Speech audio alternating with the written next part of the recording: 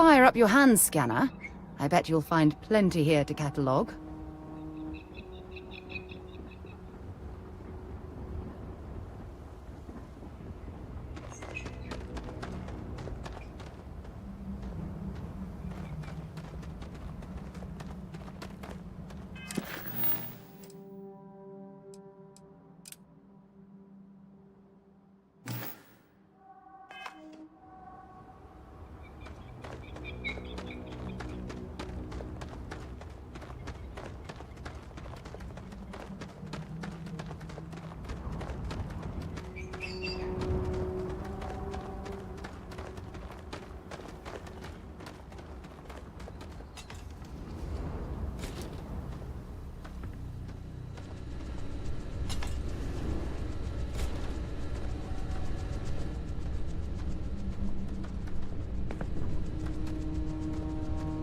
Welcome to Paradiso. Jiro Sukiyama at your service. Do you have a security concern, or is there something else I can help you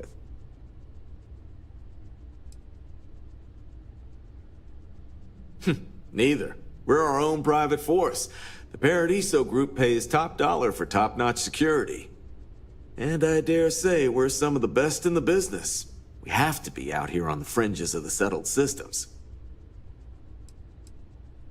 Honestly, it's not as exciting as you might think most of the time. More often than not, we're just handling drunk and disorderly conduct. Heck, even pirates leave us alone for the most part. I think it's because some of them actually vacation here. As long as they're not bothering anyone, we've been told not to worry about them. Ah, yes, of course. I'm glad you came. As you can imagine, we're in a bit of a predicament. Under normal circumstances, we would not enlist outside help in this manner. But this is a matter we can't afford to worry our guests about. As such, we need to handle this discreetly. Failure on your part to do so could have severe consequences. So, before we proceed, can you swear not to discuss this with anyone else unless explicitly directed to do so?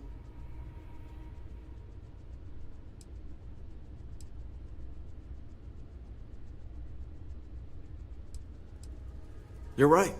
We're not. Which means we're not bound by anyone's laws but our own. In other words, it's our system and our rules. Neither the UC nor the Freestar Collective will help you if you get into trouble here.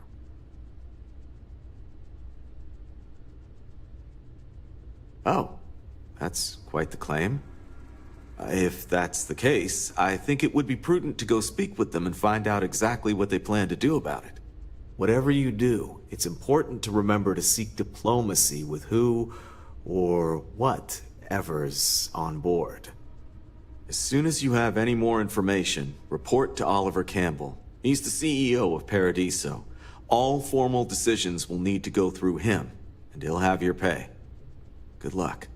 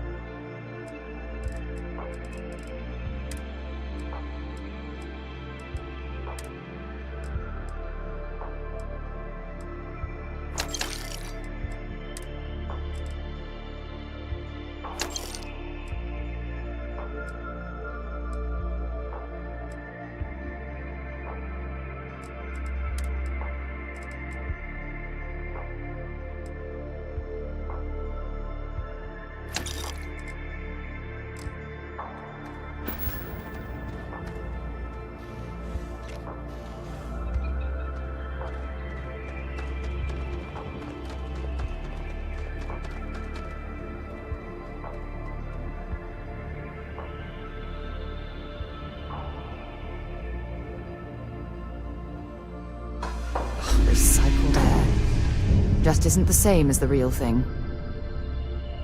Let me guess. You missed me and you couldn't stay away. You support all of my dreams and aspirations. Who could ask for anything more? If it keeps us close, then I'll gladly say those words every time you ask.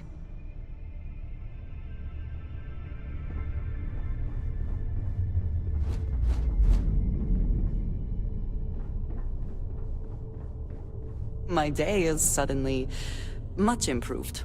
How about that? I would move the stars for you. But I hope it does not come to that. Do you want to hear me say that you make me deliriously happy? Because you do. Then I shall be sure and tell you more often, darling.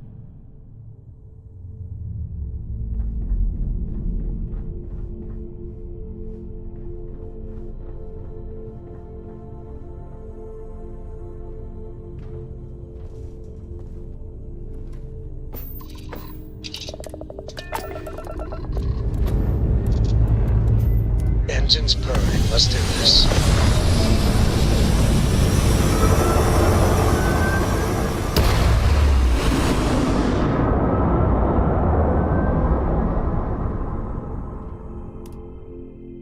Orbital insertion achieved. We're spacebound again.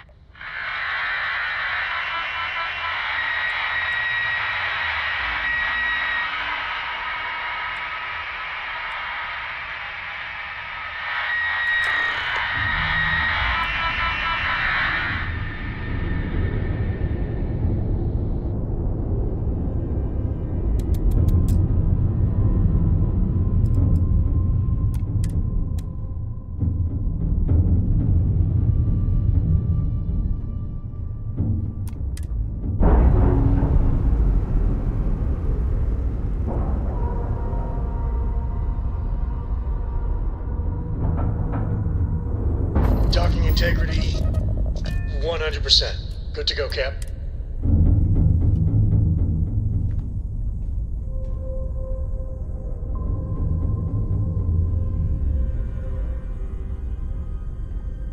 You need something? There is no one I would rather see right now.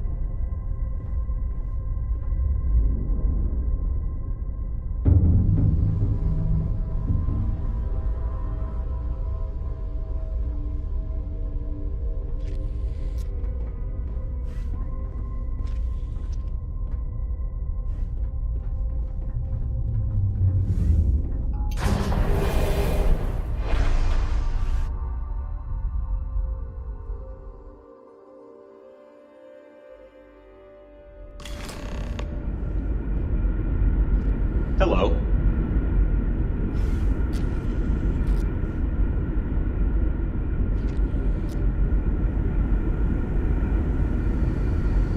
Stay alert. Weapons at the ready. Remain calm. There's no reason to suspect whatever it is hostile. You're human.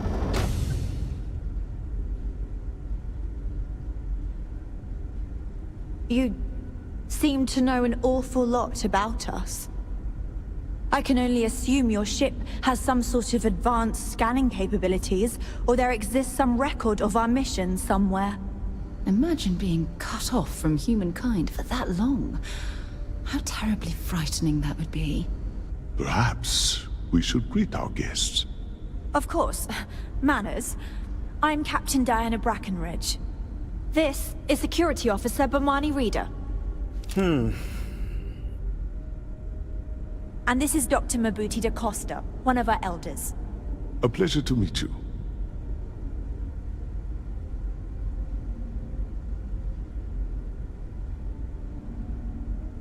I see. As you may have presumed, we're in a bit of a bind. Our ship has finally completed its near 200-year journey from Earth, only to find our new home seemingly colonized by... well, we don't know. Communications haven't been successful, so your arrival is fortuitous. Perhaps you'd be willing to act as a middle person between ourselves and the others.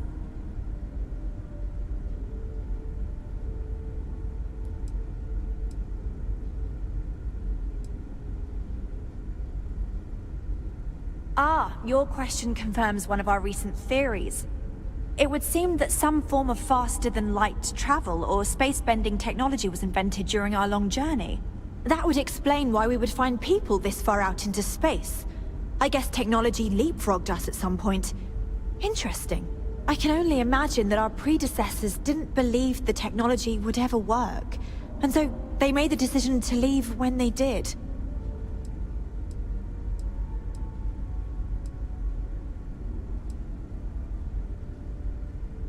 We're not entirely sure. Our engineers believe it's possible that our technology just isn't compatible with theirs. All we hear when using them to communicate with anyone is a bunch of disturbing noise. It gave me the heebie-jeebies at first.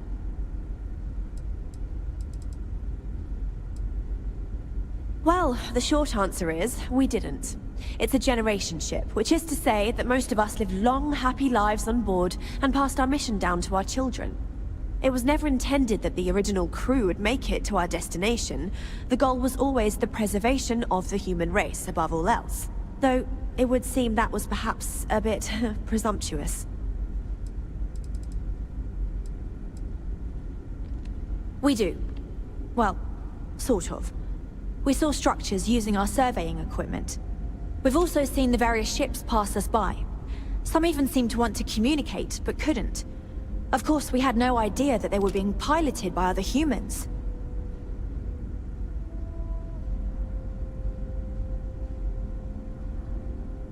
Oh yes, of course. Where are my manners? Now then, please follow me. There's much to discuss first. We'll speak more on the matter once we reach the bridge. Dr. DaCosta, you may return to your quarters if you wish.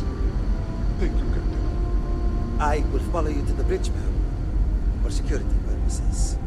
I do not believe we have need to fear our guest, but I'll allow it if you insist. Welcome to the Earth colony ship Constant.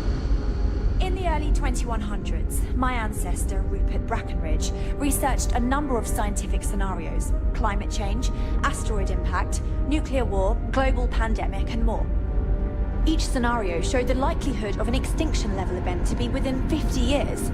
He fully believed Earth was destined to be rendered uninhabitable. We've always assumed that's what happened. So, he gathered the best and brightest he could find, built the Constant, and set a course for this planet here. We were told that it was the largest, most advanced ship ever constructed on Earth at the time. If you can believe, entire generations have been born, lived, and died on this ship. It really goes to show that there are no limits to human ingenuity and perseverance. Careful waving that fancy gun around. We don't need to see what it can do. Just because our equipment's old, doesn't mean it won't work to take down trouble. I have to say, with technology this outdated, I'm amazed this vessel is able to navigate at all. It's almost like walking through a museum. Now that you're here, I can finally give my crew a chance at a new life. A bit frazzled, as you can imagine. People are anxious about discovering that we're not alone, and also worried about what will come to pass. While we hope we can work out a deal with the people on the surface, they seem reluctant to reach out, so there's no telling what will come of that. I do know that we can't afford to stay here in orbit forever. The ship was built to sustain us for many years with backup provisions just in case, but even that will come to an end eventually. I think I'm coming up on 6 years now? I was only a teenager when my father died, passing command of the ship to me, as is tradition.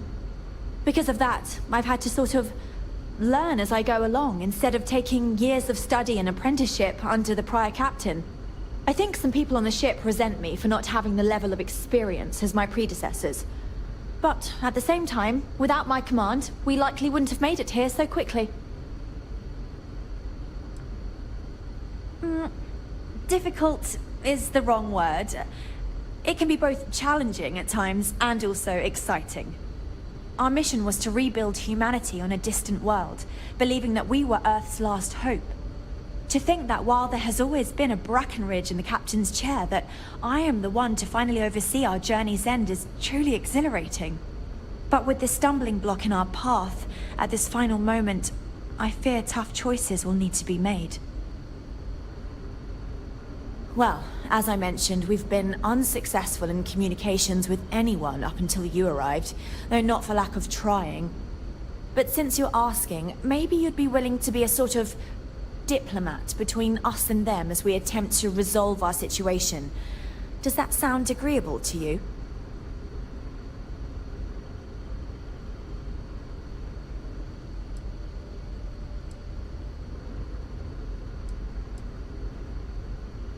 We suspect that our equipment is woefully obsolete compared to whatever you all have now.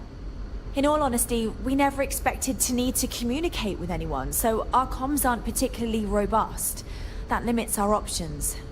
We even attempted communicating with lights and sounds, something we saw in an old movie, but I don't believe they picked up on it.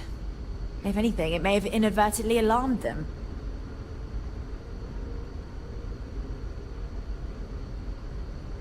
Ah, so they're called Paradiso.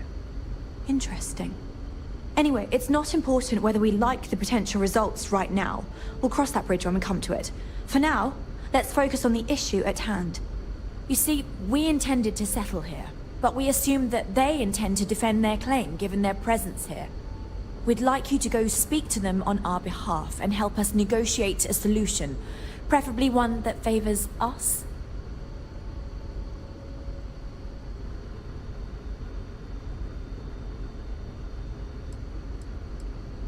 Based on the data our ancestors had when they launched this endeavor, it was determined that this was the perfect planet for us. Even if we had another viable candidate planet, we lack the resources to get there. And as you know, it took us 200 years to get here. Our people have no desire to go back to drifting the stars so their children's children can possibly settle on an inferior planet.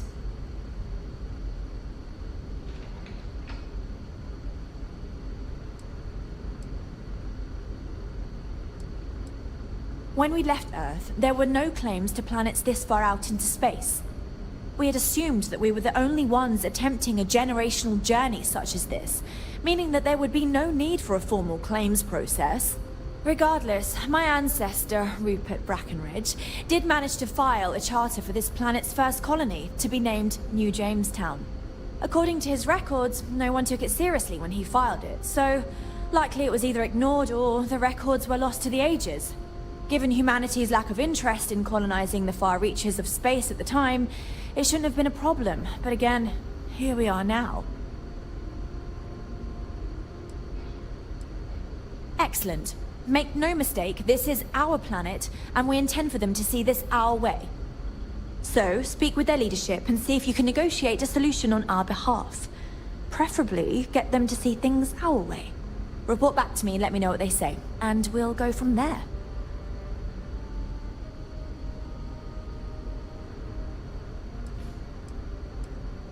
We thought about it, but it simply won't do.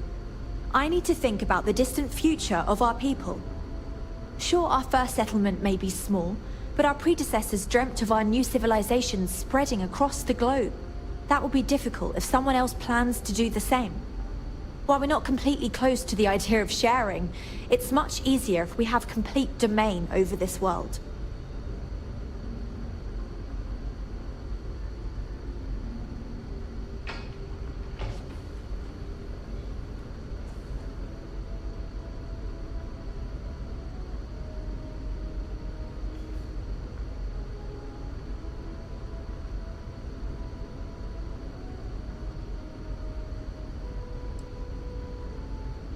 Now, it makes little sense to give up before you try. Thank you, and good luck.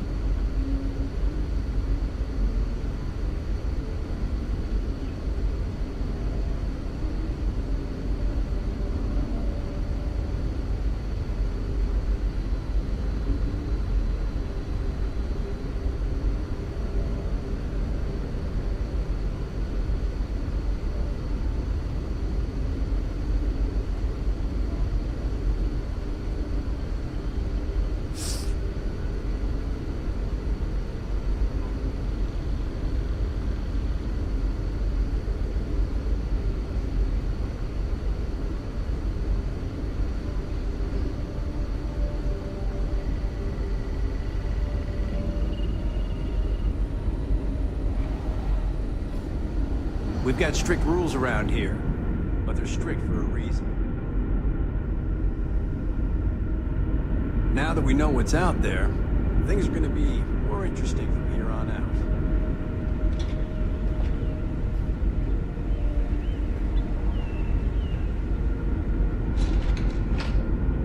Never seen a ship like yours before. Then again, I haven't seen many ships.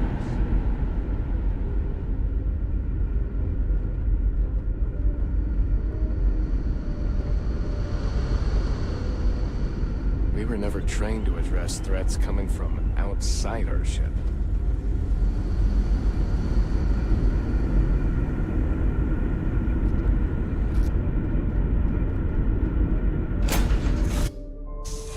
Head to my crew position.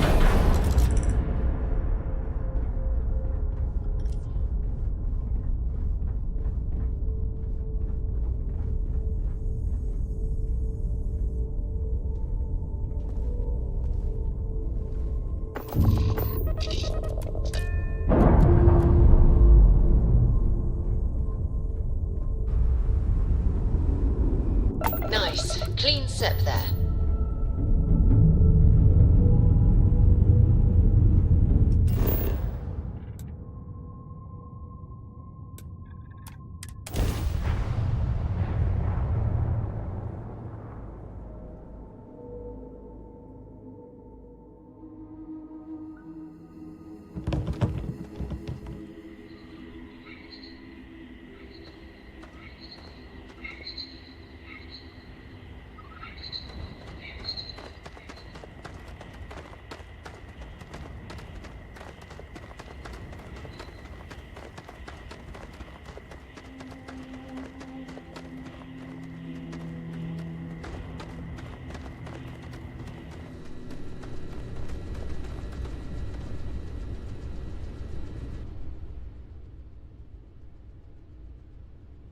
Something I can help you with?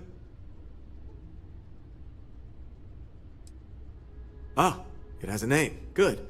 Then you're already familiar with the situation, I take it. Do you know what they want? Interesting. We obviously have no records of a colony ship claiming this planet. Whatever the case, you'll need to speak with Oliver Campbell, a CEO for the Paradiso Group. He's in charge of bringing all formal decisions before the board and helping to make calls on them. I'll let him know you're on your way.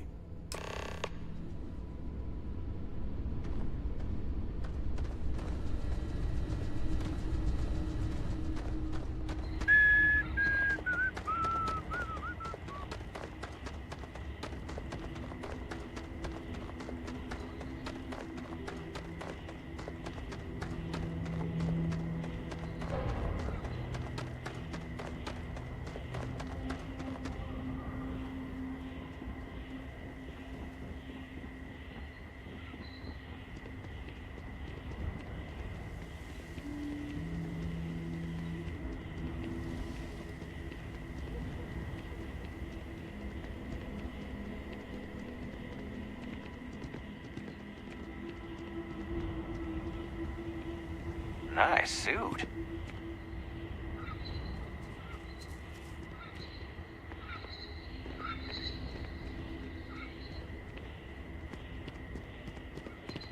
Hey.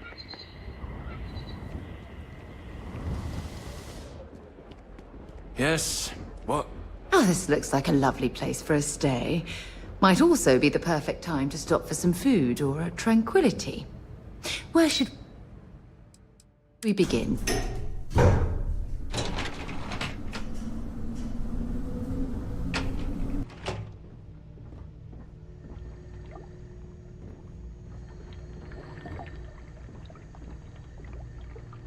Between you and me, I'm kind of glad most of the execs never show up to work. If the Paradiso board is busy in a meeting, you can always count on me to relay your message. We've got some of the best private security. Excuse me, you can't just waltz in there. Do you have an appointment?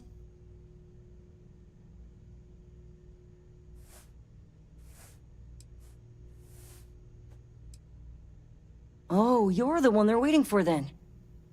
Do you need anything else from me before you meet with the board?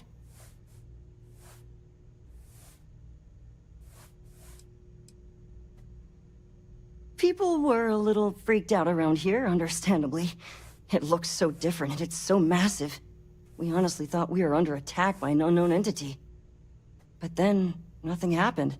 It just stayed there. No one could communicate with it. And we've been very careful not to alert the resort guests. The board believed it would be bad for business. What I could tell you would get me in a lot of trouble. Most of them are typical C-level execs. I doubt you even need to use your imagination for that. The ones that show up to work day to day, at least. I swear, I've never even met some of them, because they chill at their own private secluded beach homes all the time. Anyway, be smart around Oliver. He's got a way of getting what he wants without you realizing it. And that's all I'll say. I can't speak for anyone else, but I've got a pretty high-pressure job working as the executive assistant to the Paradiso board. You can imagine, dealing with a team of execs, trying to manage all of their schedules and their other whims. But it pays well, and they give me a nice executive suite at the hotel to live in, so it's not all bad. Free access to all the resort's amenities after work helps too. Sure, have fun in the shark tank. And don't worry, even they call it that.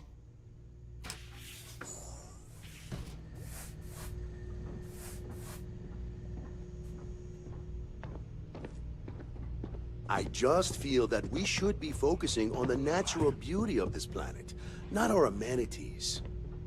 There are millions of planets out there. People can go to any one of them. The resort facilities are precisely what we bring to the table. Heck, it's the only thing we've really got to offer. I don't want to risk us coming off as just another artificial, shady, trash-filled dump like Neon. That's not who we are. We've got something special here. We should embrace that. Blom's right. Thank you. We don't want to compete with Neon. Bayou's ruthless. He'll do anything he can to eliminate the competition. We don't need that kind of trouble. That being said, I think there's a middle ground. Maybe build up the beachfront in a boardwalk amusement park. I've had this idea to build artificial hot springs, that sort of thing.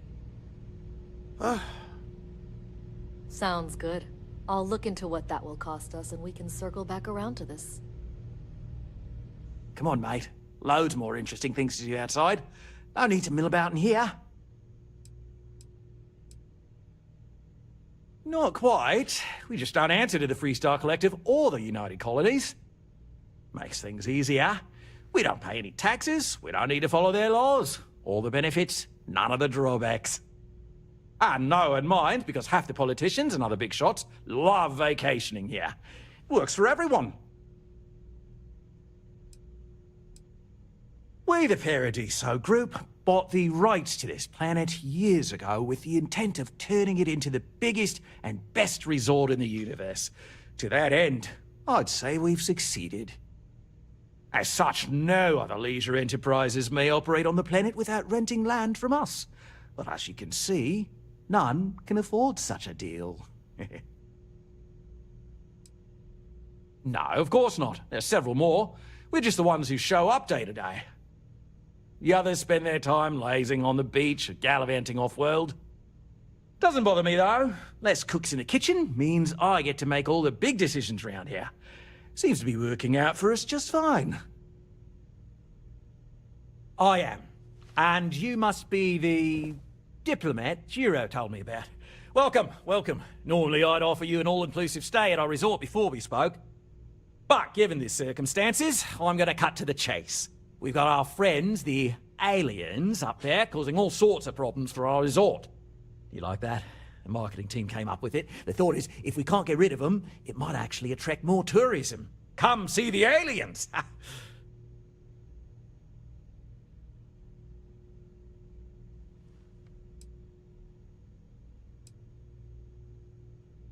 Despicable? Hardly. Just a backup plan in case we can't get them to leave.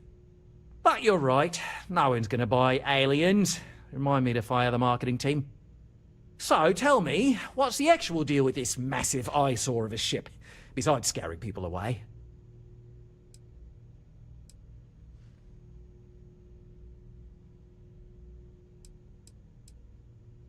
I'd say you're full of it and might have been watching too many movies. Now, instead of wasting my time, want to tell me what it really is?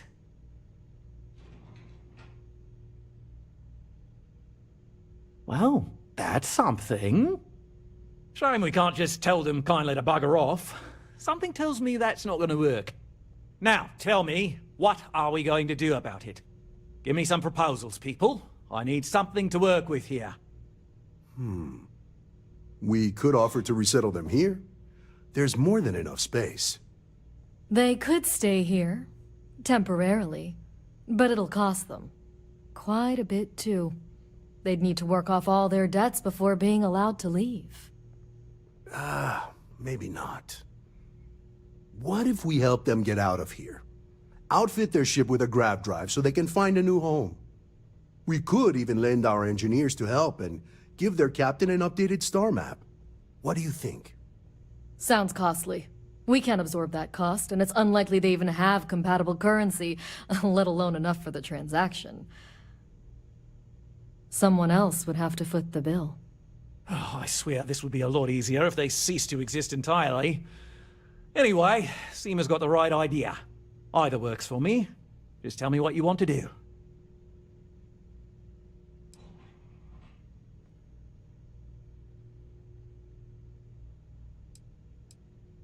I'm not suggesting anything, other than it would make our lives so much easier if that ship ceased existing.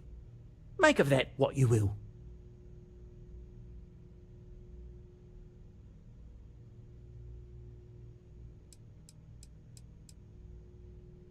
We own this planet, they don't. Here at Paradiso, we don't like leaving things to chance. Who knows what these people will do with their land? Imagine the landscaping disasters they might come up with, and how that might mar the satellite imagery of the planet in our brochures. No, much better to assimilate them into our culture if they come here to live, rather than leave it to chance.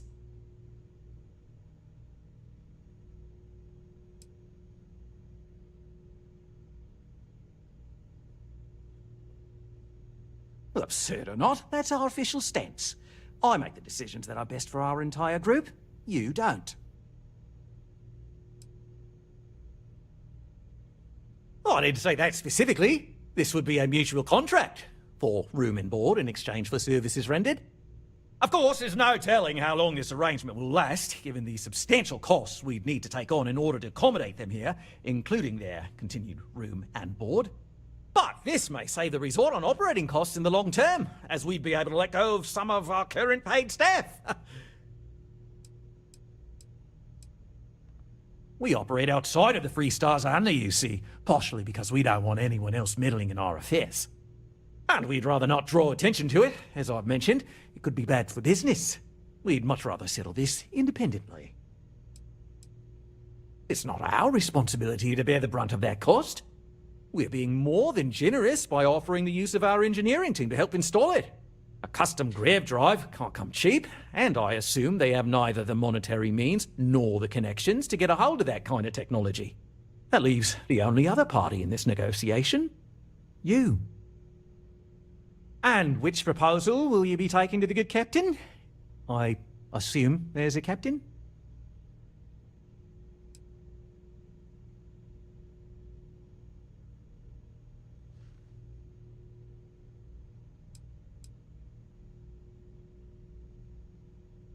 They'd be hard-pressed to defend their claim in any courts.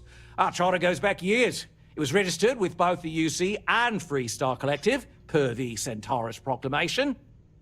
We may be outside the settled systems, but that charter's official as can be. I'm sorry, but you're going to need to be the one to break the news to them that they need to make a compromise or leave.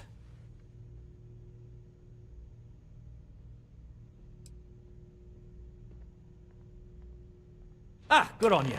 You want to see a man named Benny St. James over at Hope Tech. He's the best in the business. If anyone can retrofit a 200-year-old ship with a modern grav drive, it'd be him.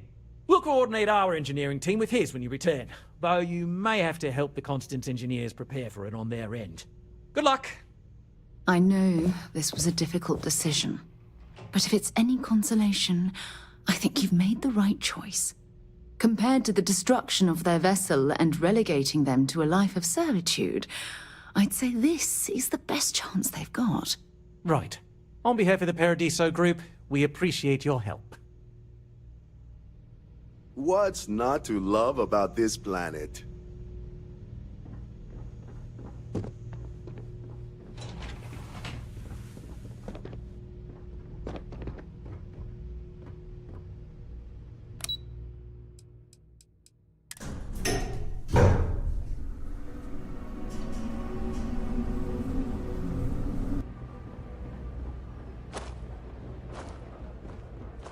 Please, let the concierge know if you need anything.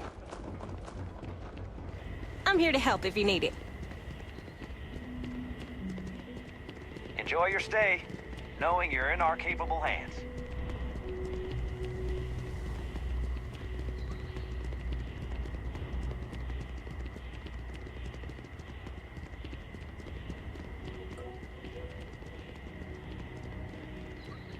Ah! Got sand in my shoes again. Oh.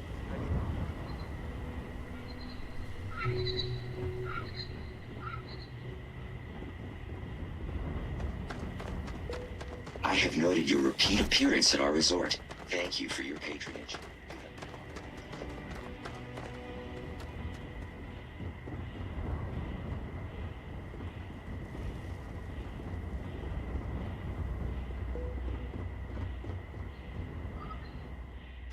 All crew accounted for. We're ready to depart. The two of us make quite the pair, eh? I feel like I'm a better person because of your commitment to gently guide me through life. If it keeps us close, then I'll gladly say those words every time you ask. I'm here for you, my love. I hope it isn't something I've done. Please, hurry back.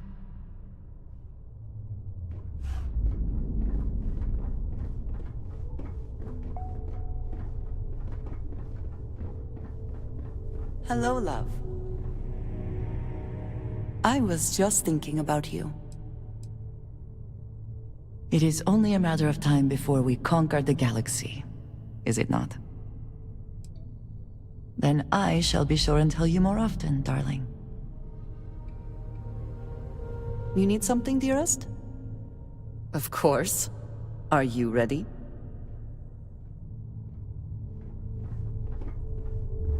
It's good to be out and about. Lives get stuffy sometimes.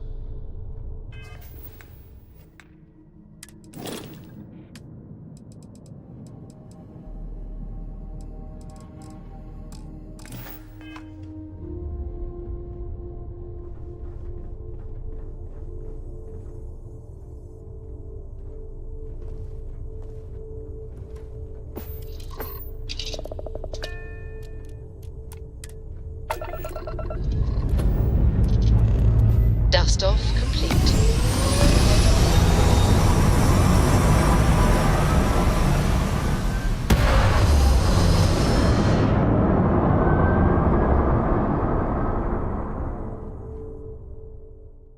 Orbit locked.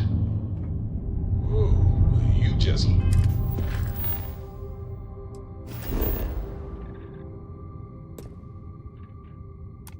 Look at that.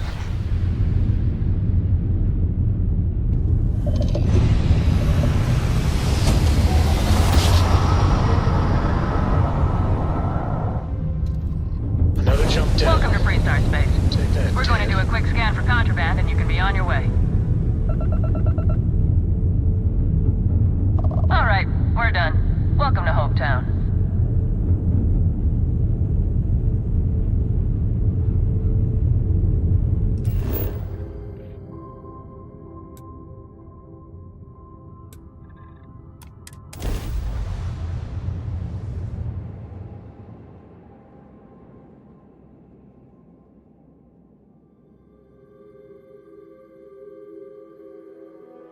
Smugglers always like to use HopeTech ships to resemble legitimate transports. I wonder how the company feels about that.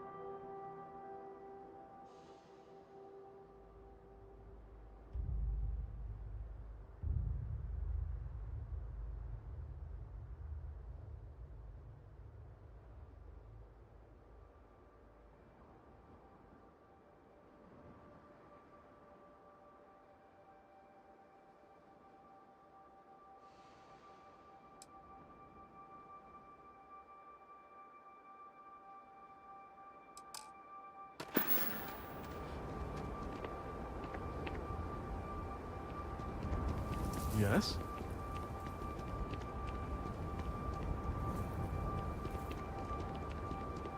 I don't want to hear any complaints. A fair amount of business runs through Hopetown, and from what I understand, most of it is legal. Keep an eye on your valuables. If you can't protect your own, you don't belong here.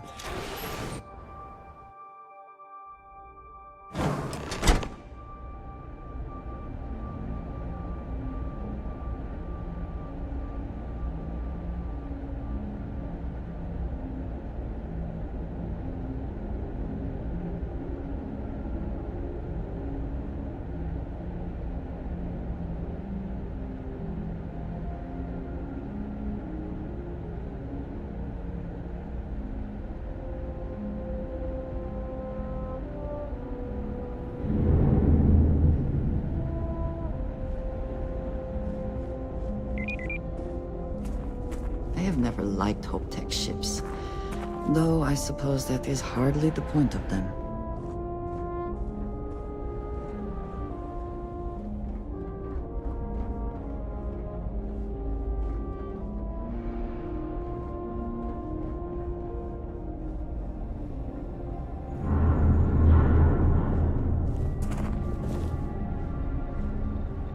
Oh, hello.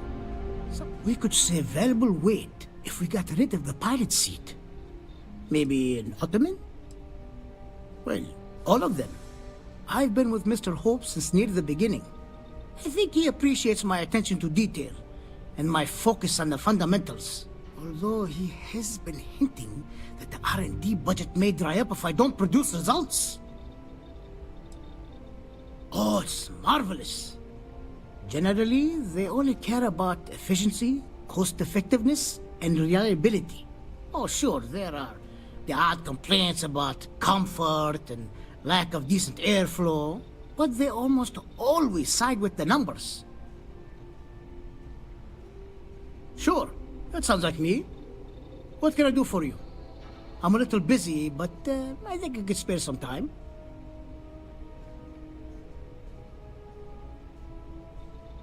Oh, you should have just said that. Of course I can help you. Oliver sent a courier ahead of you. I did some research on ships from that era, and I have a decent idea what we're dealing with. So grav drives didn't really take off until after the ship was built.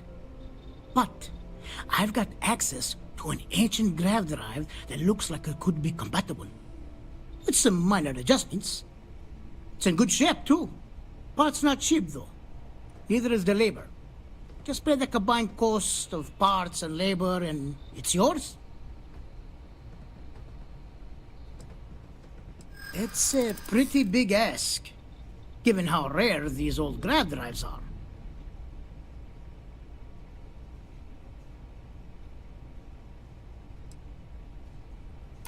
Oh, I had no idea. That's very generous. I may need to rethink this. True. I keep telling myself I'm holding on to it for the right time. Perhaps this is that right time. Tell you what. Sounds like this is for a good cause. While I can't give you the part for free, I won't charge you for the work. You're darn right it is. I'll get to work on it right away. I recommend you go back to the ship and ask the captain to prepare for its retrofit. Standard stuff.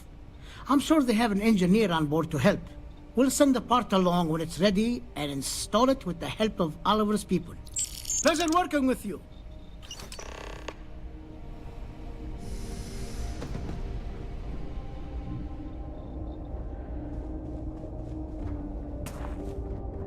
We'd be dust except for the factory.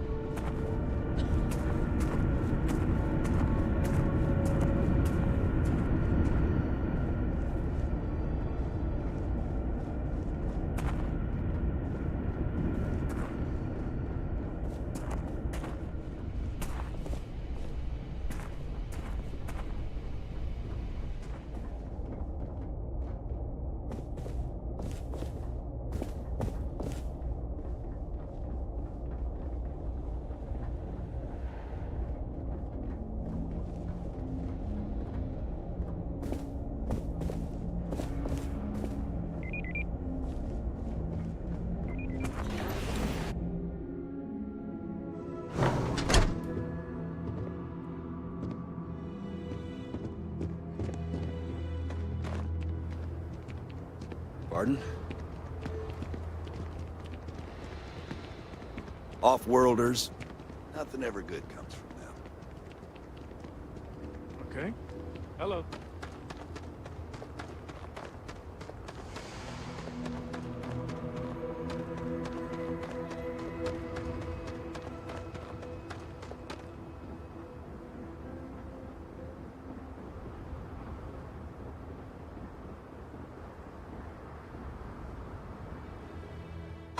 Whew. Always a satisfying moment to return to your ship.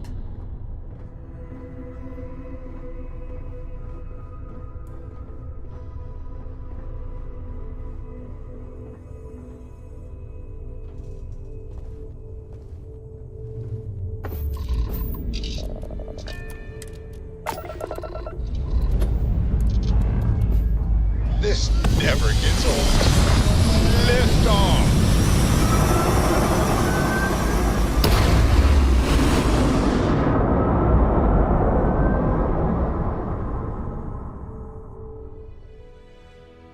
This right here is my catnip. Orbit reached.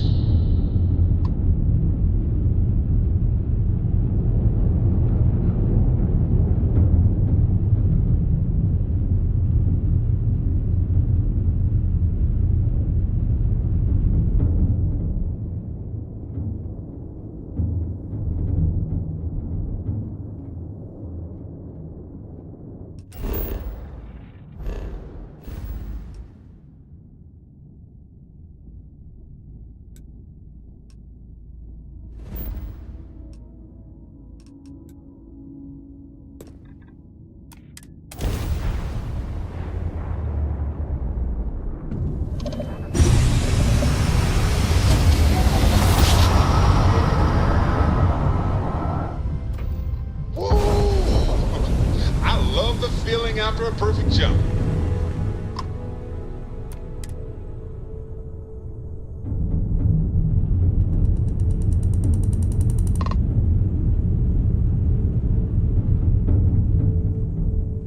I hope Core doesn't get too much underfoot.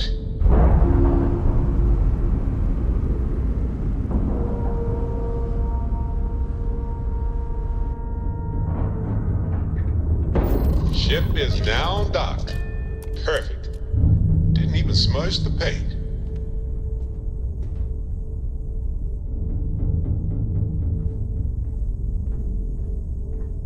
Well, hello, sunshine.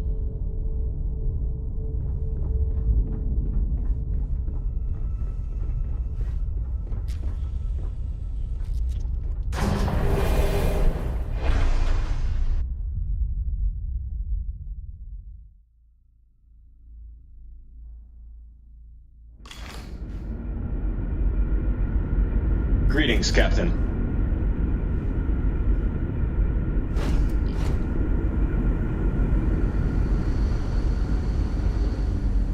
Just stay out of trouble. The Constant is a peaceful ship. Don't change that. Just because our equipment's old, doesn't mean it won't work to take down troublemakers. I wonder what it's like out there, beyond our little community. Careful waving that fancy gun around. We don't need to see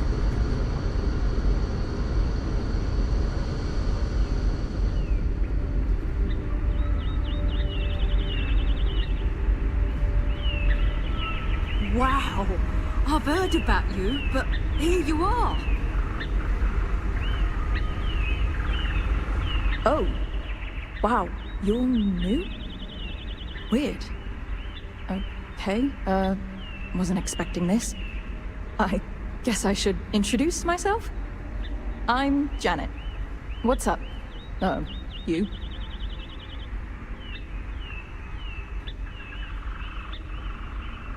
Oh, well, nice to meet you, I guess. I could take a break to chat if you want. Oh my god, it's terrible. I don't know how my parents did it, knowing they would never, ever get to leave until they died. Every day, you see exactly the same things. The same people do the same job. It's all the same. All the time. Seriously, the only thing that kept me going was knowing that we were the generation who knew we'd finally get the hell out of here. Although now that we're here, nothing seems to be happening. Sometimes I wonder if my sister was the lucky one. Well, one of them. I do have a sister on board, Julia, but I'm not talking about her. Julia and I were actually triplets with our sister Jen, but the ship ran out of one of her medications and she didn't make it. Sucks, but it is what it is. We only have so many supplies. We couldn't exactly get anything new along the way. Anyway, it happened a long time ago. I don't really feel that she's lucky. I'm just frustrated. Certainly not what I want to do.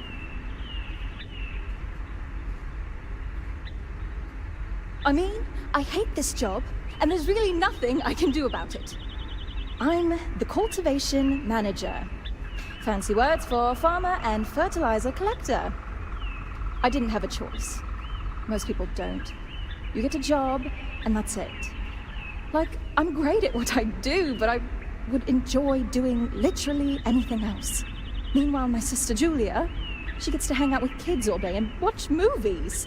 The kids I couldn't care less about, but she doesn't even care about Earth culture. Ugh. Later.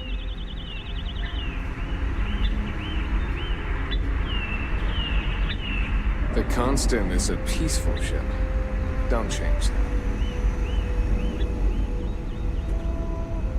Such a long time to survive on only the foods that can be grown here. I suppose being a picky eater was not an option. Never seen a ship like yours before. Then again, I haven't seen any ships before you arrived. And to think, all this time, we thought we were alone.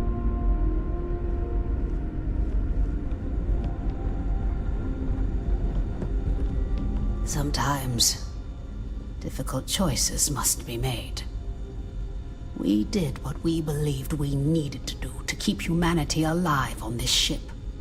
Wait, how is it I don't know you? I know everyone on this ship.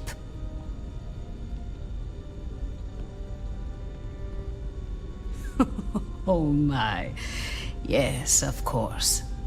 Sorry, I was with a difficult patient when the announcement came through. But now I remember. They sent my husband, Mabuti, to greet you. It's quite fortunate that you arrived when you did, for Mabuti's sake. Hopefully you can help resolve our current predicament.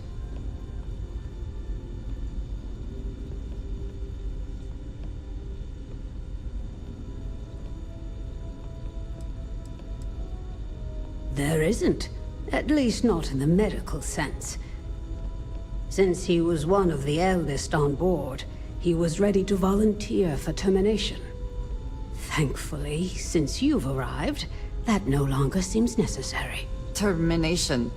You mean... It means that he was going to volunteer his own life for the sake of the others on this ship, due to limited spaces and supplies. Like the others, his life would then be honored with special distinction and recorded for history. Rarely we had to make difficult choices when no one would volunteer. But Mabuti, he's too generous to let that happen.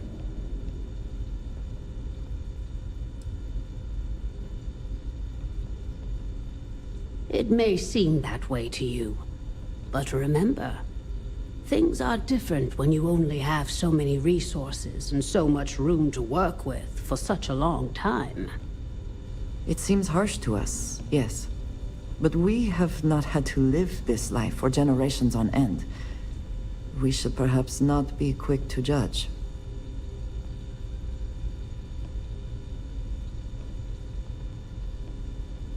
You will think of me, I hope.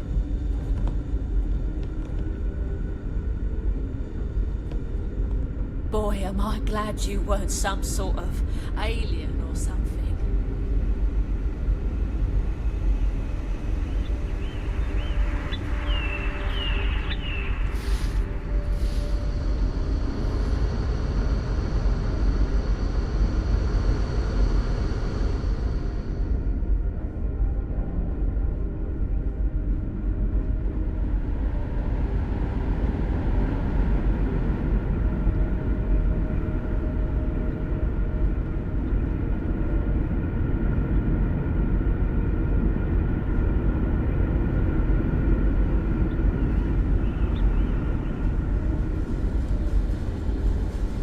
People always appreciate a good engineer, whether they know it or not.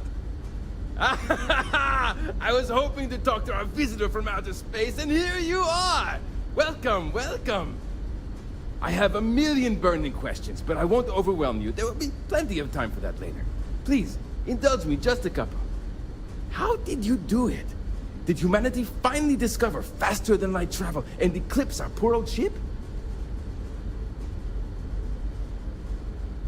Oh, I've heard of this technology, but always believed it was theoretical in nature. Maybe we can talk about it in more detail later. I'm sure you have more pressing matters to handle. I've waited this long. What's a little longer, eh? Oh, I've got so many questions, but I'm being rude. I haven't even given you my name. Chief Engineer Kazemi, but you can call me Amin. And, I might add, I'm one of the reasons we're still floating out here today.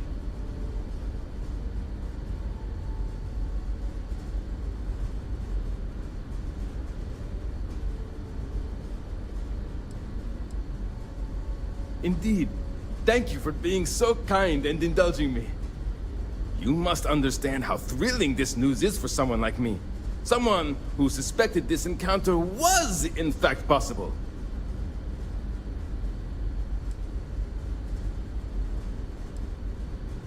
Many years ago, when I was a junior engineer, the reactor's computer burned out. The computer that controls the reactor's various regulators.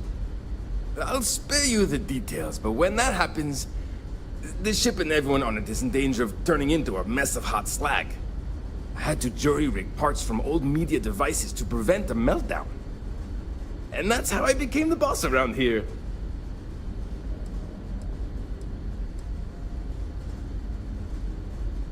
Ah, great question. I do not know for sure, but I can venture a guess. All of the reading I've done on the matter suggests that at the time, there was uncertainty that the technology would ever work, or if it did, that it would work at the scale we needed. So, I trust they made the decision to strike out when they did, fully believing it was the only way. Some may say I'm a master of keeping things together with nothing but duct tape and bubblegum. Well, if we had any gum left. Pretty sure that ran out 100 years ago. When I'm not dealing with catastrophic engine failures, I manage the other engineers. We maintain all the machinery, computers, you name it. We keep the life support on, and the ship flying.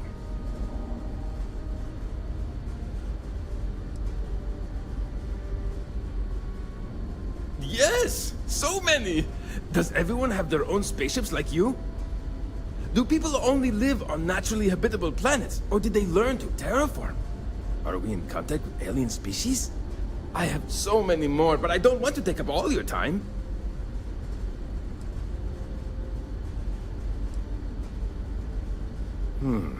I'm not surprised. The amount of energy it would take to terraform an entire planet seems improbable. I can assume these types of colonies are strictly for mining and gathering rare resources, since there are nearly limitless habitable planets to choose from out there.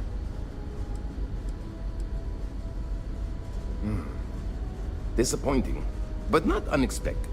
When you showed up, I tried to tell the others about the Fermi paradox. I suggested that the most likely explanation for you was that humanity had developed faster, more advanced technology and had leapfrogged us. Seems I was right. Haha! I knew it! Incredible! Amazing! Simply amazing! In our ancestors' time, only the very wealthy could afford to build ships. Even this ship was only possible by our families pulling together nearly all of their financial resources. Ah, thank you for taking the time to talk with me. I can have a bit of a big personality, I'm told. So let me know if I ever get on your nerves. What grab drive?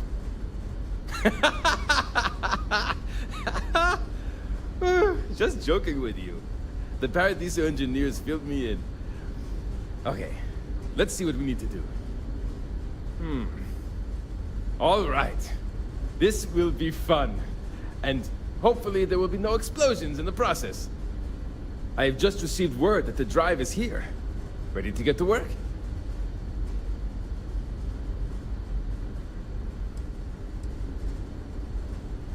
Oh, don't worry about that. Just a little engineering humor. We've kept this ship going with minimal incidents this long. I'm not about to let anything happen to it now. But, to be clear, what we're doing is very dangerous, and we should be prepared for anything. You do? Well, this should be a bit easier, though I must remind you, the ship is much older than the ones you're likely used to working on. So, listen to me first. First thing I need you to do is reroute the power from the port turbo pump to the auxiliary cryogenic radiator. Then, turn the plasma runoff inhibitor function to 5%. Last, you'll need to decouple the magnetic flange pipe enclosures from the auxiliary module assembly. Got it? Let's hop to it!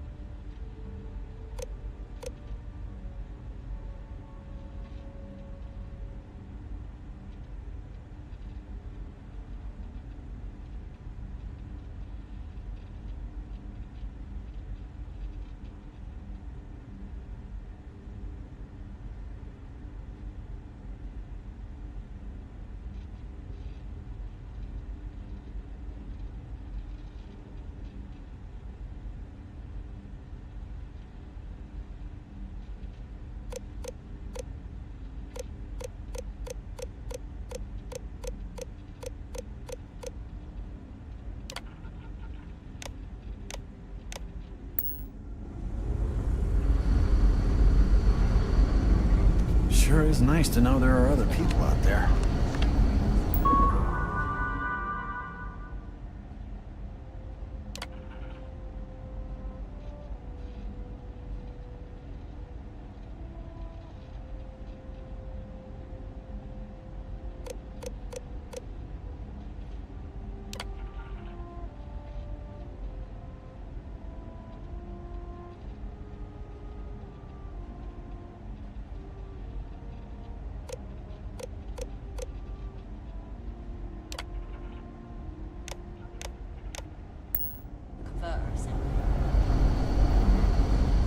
Let's run another diagnostic on that and see if there are any other systems.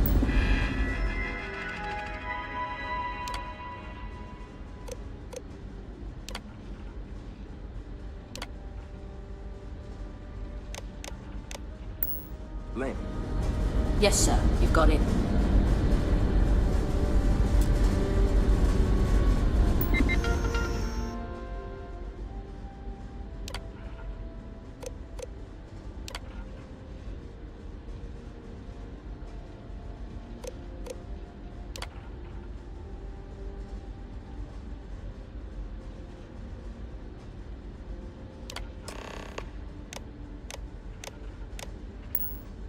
Looks like everything is good to go on both your end and mine. Can you go inform the captain while they're finishing the installation? Thanks.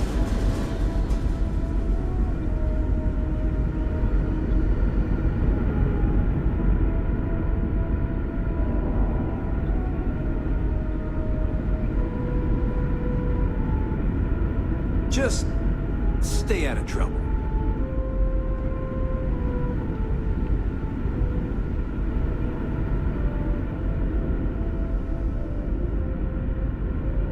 We were never trained to address threats coming from outside our ship.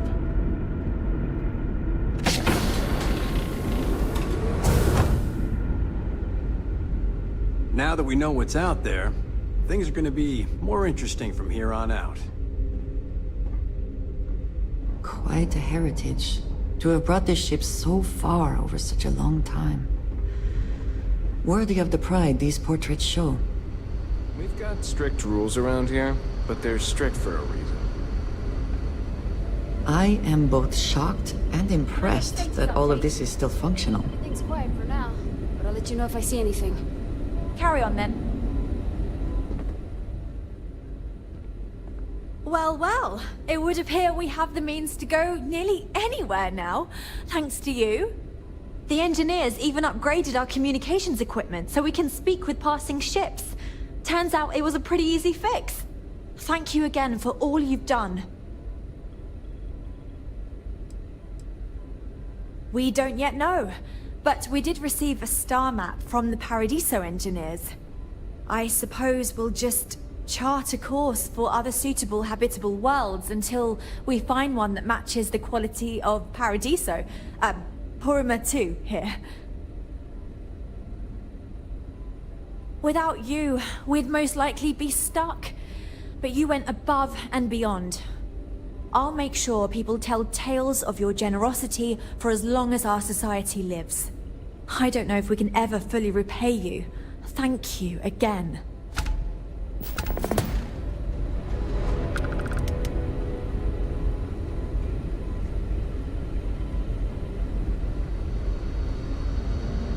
Now that we know there are other people out there, we need to be more prepared for trouble than ever. You're lucky we're under orders not to escort you right off this ship.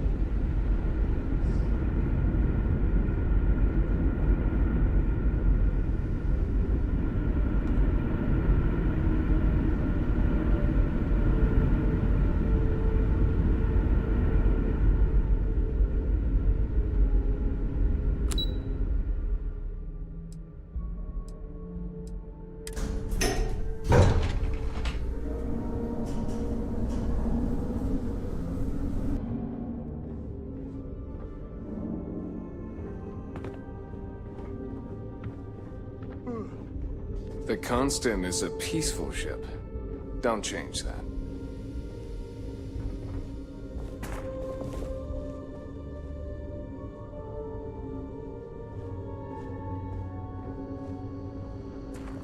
I do not envy the lives that have been led in these confined quarters. Oh, hi! Hello! You're the alien. Sorry, old habit. Let me start over. You're the person who helped us with our little dilemma, aren't you? Well, they've got to. Unless they're so advanced, they just synthesize it. It's fine! I'm just a bundle of nerves still. Things haven't changed too much since we decided to look for a new planet to call home. People still come to me with their problems and concerns. Abe, when are we gonna get there? Abe, can we find a planet with animals? Abe, I'm sick of this ship and want to be anywhere but here, and so on and so forth. It's fine, it's my job, but it's stressful, and I'm already a pretty anxious guy to begin with. Just ask my husband. Sorry, yeah. Deep breath, here we go. I'm Abe. Levitz. Abe Levitz, cabin manager on board the ship, so I'm happy to help you with anything you need during your stay with us. I'm happy to schmooze with you anytime.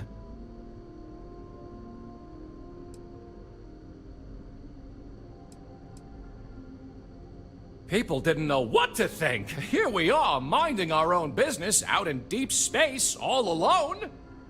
Then we hear some sort of garbled transmissions on the radio, real screechy, real inhuman sounding stuff. Then you show up? People had all sorts of fakakta theories, aliens, time travelers, you name it. We watch a lot of old movies, so... Anyway, it spooked the bejesus out of us, because we were expecting to find nobody.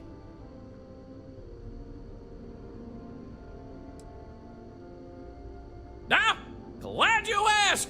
I coordinate cabin maintenance, plan activities, even help settle domestic disputes. It's a demanding job, but in short, I'm here to keep people happy. I try to keep both the kids and adults entertained. Scavenger hunts, sing-alongs, fun little art projects, you name it. We also have regular media nights where a historian, Julia Yang, screens old movies, plays music, and exposes us to other Earth media.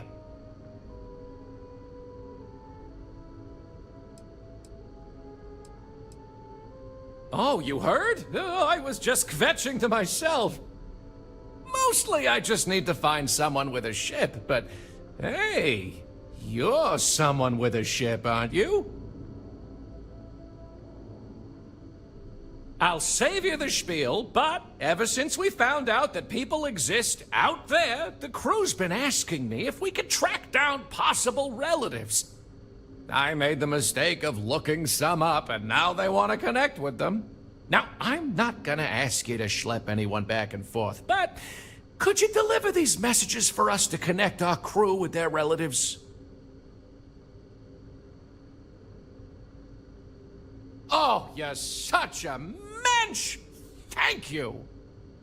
Let me get you the letter and the information you'll need to track down the relative.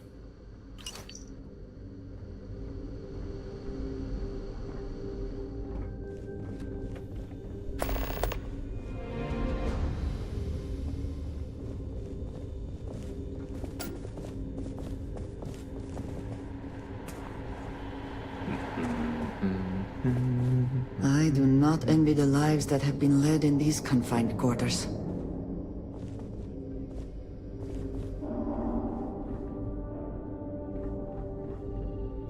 As I always tell my patients, worry not, for tomorrow may bring happy surprises.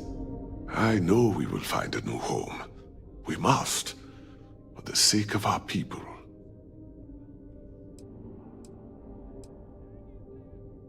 Back when resources were concerned, it was a necessity for our continued survival. The old make way for the young. That's how it had always been. Our daughter is now pregnant with her second child, and the Constant was at capacity. It seemed only fitting that the oldest of our family make way for the youngest.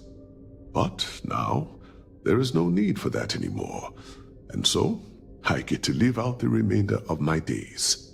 As you can imagine, Lorelei is much happier now.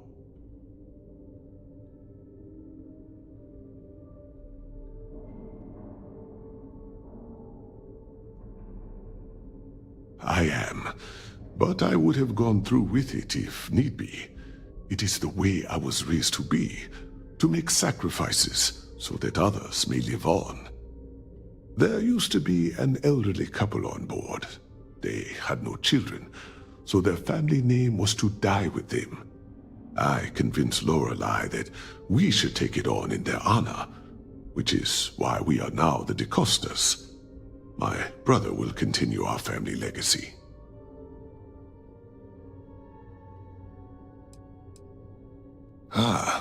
Life on a colony ship has its ups and downs, as you can probably imagine. I tend to look on the bright side of things, however. To the best of our knowledge, we were on a critical mission, saving the human race from extinction. That notion was always with us, and it instilled a sense of pride and duty. Sure, the living quarters could be considered cramped, and we could go nowhere else. But we also had near endless time with friends and loved ones. I suppose as I get on in years, I have learned to appreciate that more than anything. I know it must seem strange to you. I am not a captain, nor am I a security guard. But I was brought along for a very specific reason. The captain trusts me to de-escalate situations. Pardon me saying, but we did not know who you were or what your intents were. So, Captain Breckenridge wanted me to come along as a friendly face and keep the conversation amicable. I am glad that you were peaceful, and my role was as limited as it was. Thank you. I'm a doctor, and a counselor. I assist my wife Lorelei in performing minor medical duties, but I also practice psychology and help maintain our crew's mental health. It was good talking with you.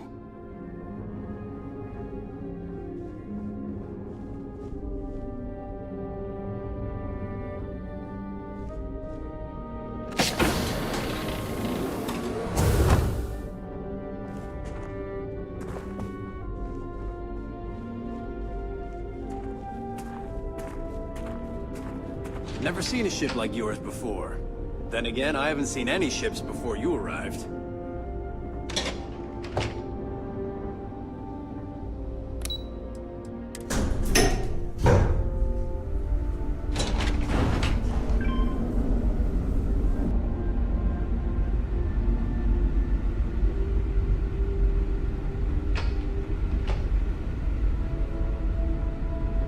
Now that we know there are other people out there, we need to be more prepared for trouble than ever.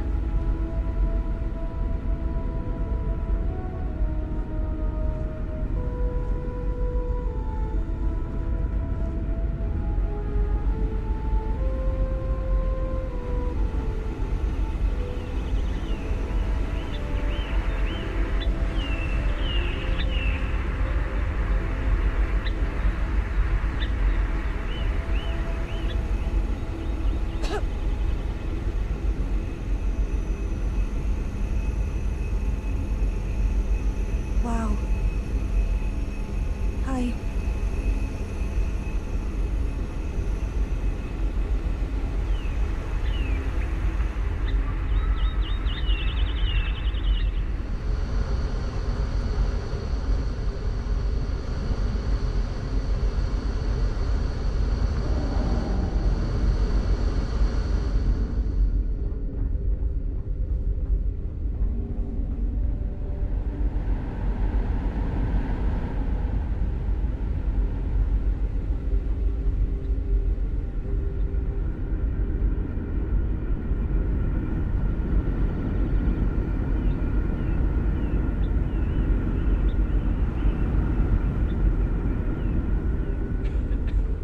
I'm worried about Janet. I wonder if someone from the outside can help her.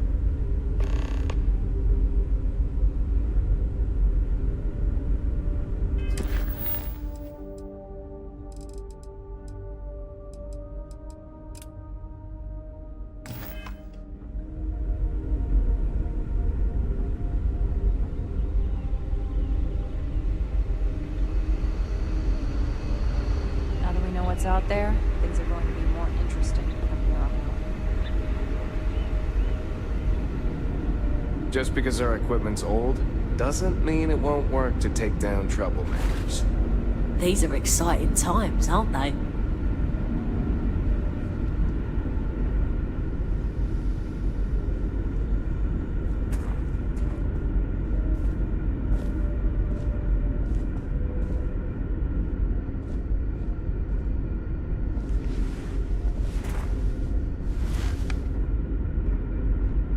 Well, look who it is. The one who helped us out of our situation, leaving us to roam the galaxy forever.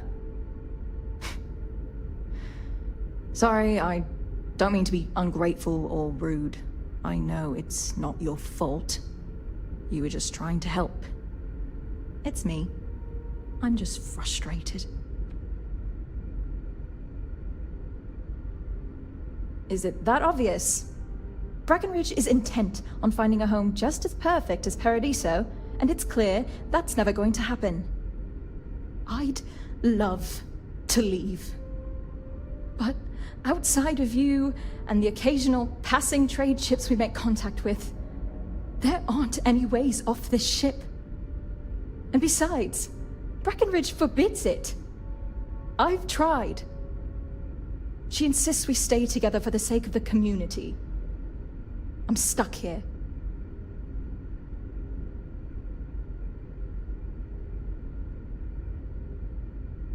Wow, you seem awfully confident of that.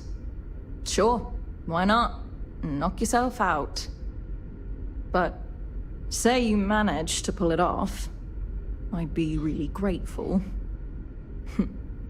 Who knows? You did convince her to put us in this situation in the first place, so who am I to suggest you can't do it? For my sake, I hope you're not just blowing smoke. When we confront her about this, we will not take no for an answer. She will let you go. You'll see.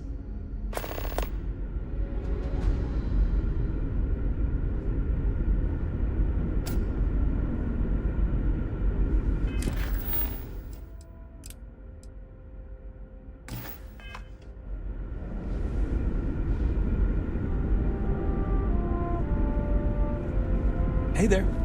I've lived my entire life in the Constant. I'm not sure how else to live.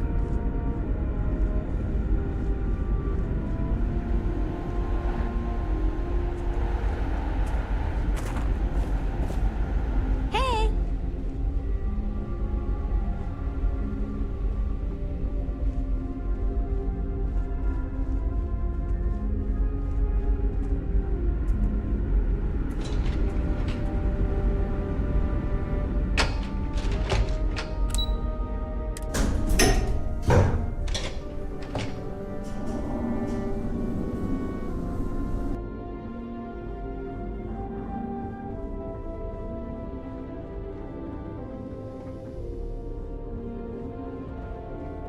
We were never trained to address threats coming from outside our ship.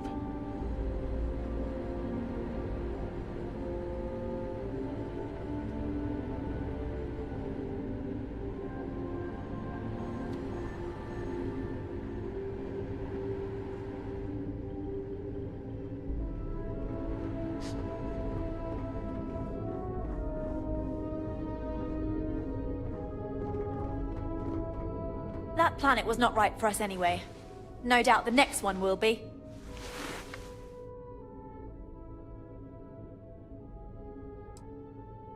Goodness, I'm not sure yet. We'll need to study our new star map. Then, well, I suppose we'll venture forth and try to find the perfect new home for us. It may take some time, but I'm confident we'll find something. And when we do, we'll find a shuttle to take us planetside. Thanks again for your help. My crew may not realize it now, but we will be much happier with a home of our own.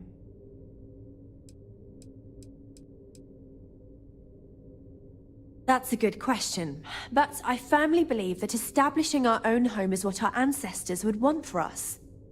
I think that we will assimilate to some degree, particularly when it comes to trade and exchange of ideas. However, we've fared by ourselves for so long, it would be unreasonable for our people to give up our own sovereignty in favor of a completely different society's rules and expectations. It may seem like it's about me maintaining control, but it's more about avoiding massive culture shock. We'll get there, but we'll need to ease into it so future generations can reap the benefits. I'm well aware of Janet's desire to leave. I'll tell you the same thing I told her. For the sake of our mission and community, we need to stay together. Each member of our community is valuable, especially Janet. If she left, we'd be at least a couple of weeks behind in food production while we trained someone to fill her role. But I suppose if you brought us more food staples to tide us over while that happens, we could do it. Say, a large quantity of potatoes? I'll be the judge of that.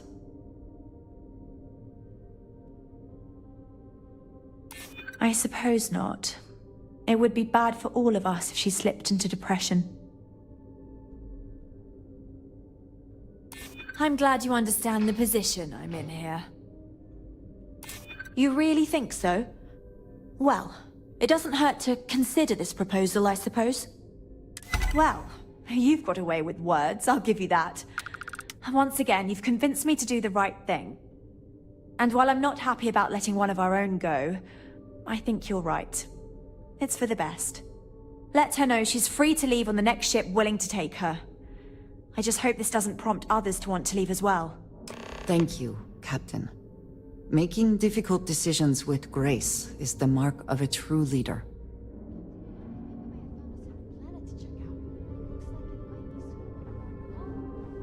Oh? Careful waving that fancy gun around. We don't need to see what it can do.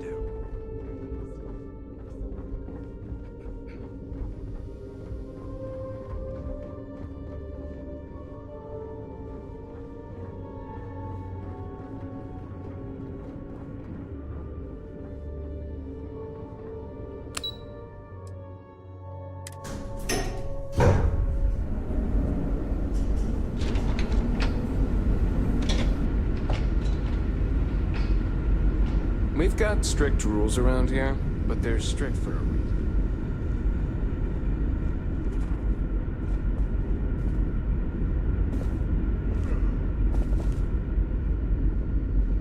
Even if you can't convince Brackenridge, at least you tried. That's more than I can say for anyone else.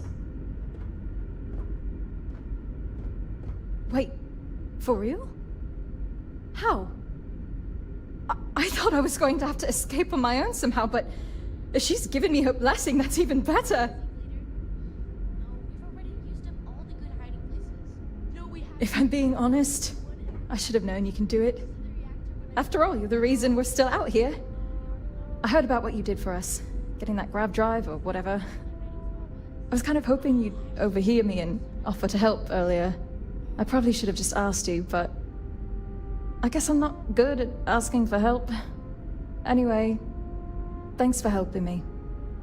I know you didn't need to.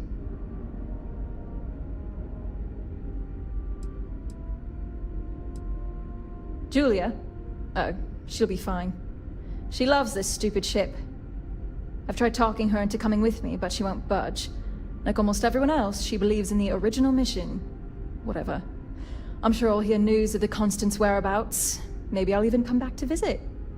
She's my sister, after all. No idea. One of the techs who helped retrofit the grav drive onto the Constant mentioned a place called New Atlantis. Maybe I'll check it out. It sounded interesting. Anyway, seems like a good place to start, especially if I want to find a job that isn't farming. Thanks again. I'm going to need it. It's a whole new world out there. I hope we meet again someday.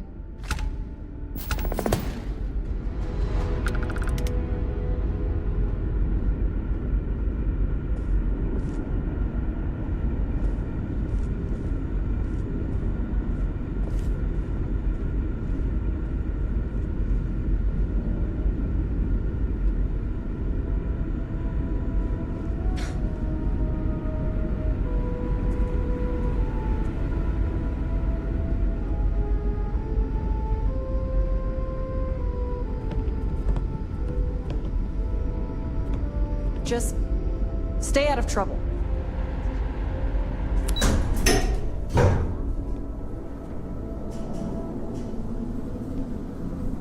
You're lucky we're under orders not to escort you right off this ship.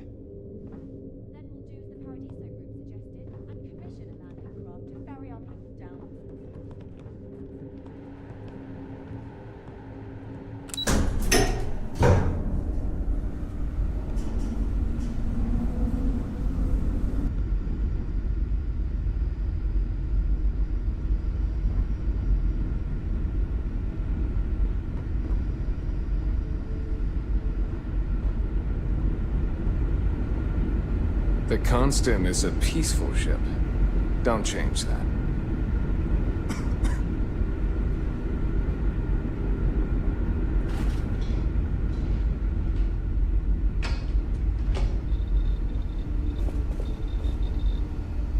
There's so much more to learn about now.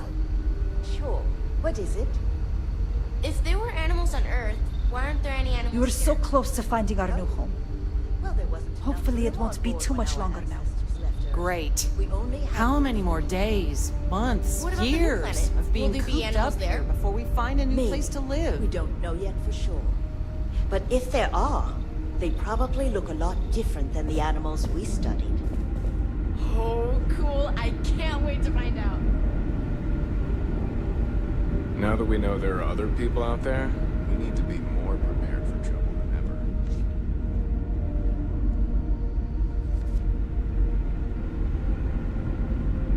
Now that we know what's out there, things are gonna be more interesting from here on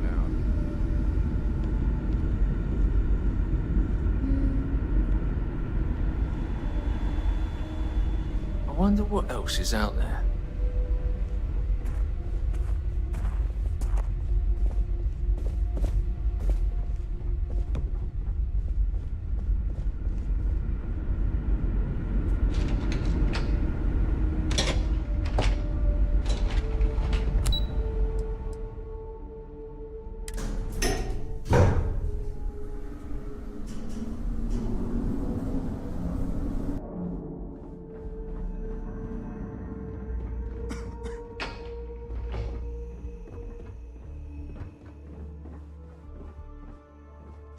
Just because our equipment's old doesn't mean it won't work to take down troublemakers. I've never treated anyone from outside our ship. But if you need help, I'm here for you.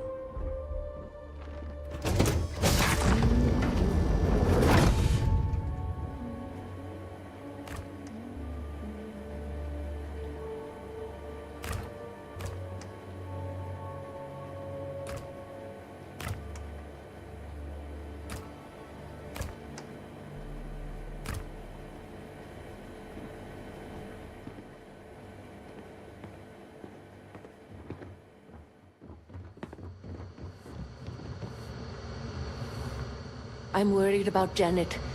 I wonder if someone from the outside can help her.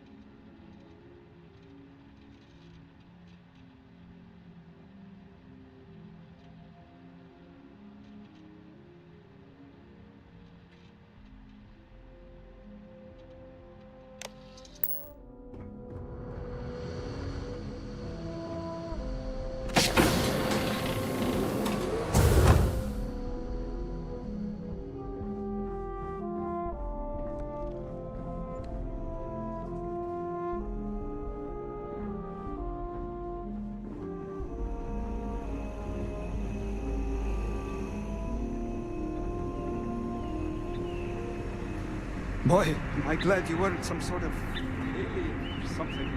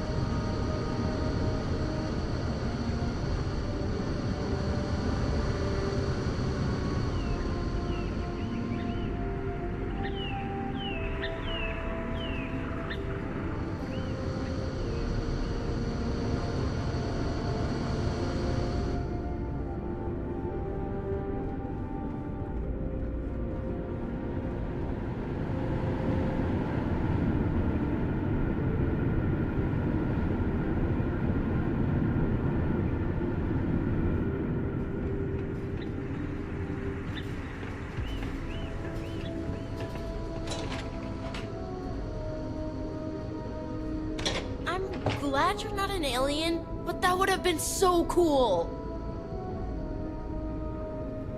Miss Yang said we're experiencing history right now, and that there will be books written about us. I'm gonna be in a book! Teaching will always be a part of my life. Hello there. Given that I don't know you, you must be this visitor I've been hearing so much about. I'm Julia, the Constant's chief historian. It's nice to meet you on this momentous occasion. I had a free moment, so I thought I'd drop by. You must have been speaking with my sister. There's more to it than that. Officially, I'm assigned to the role of chief historian. Generations ago, it used to be lawkeeper of humanity, but that seemed a bit too lofty.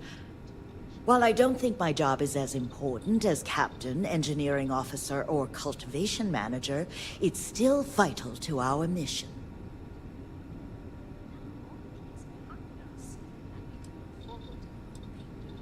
Of course. Everyone was assigned their roles here. We don't choose our roles, since there are only so many of us, and every job is critical. Someone has to prove themselves either exceptionally bad at their job or exceptionally good at another in order to be moved. But that rarely happens.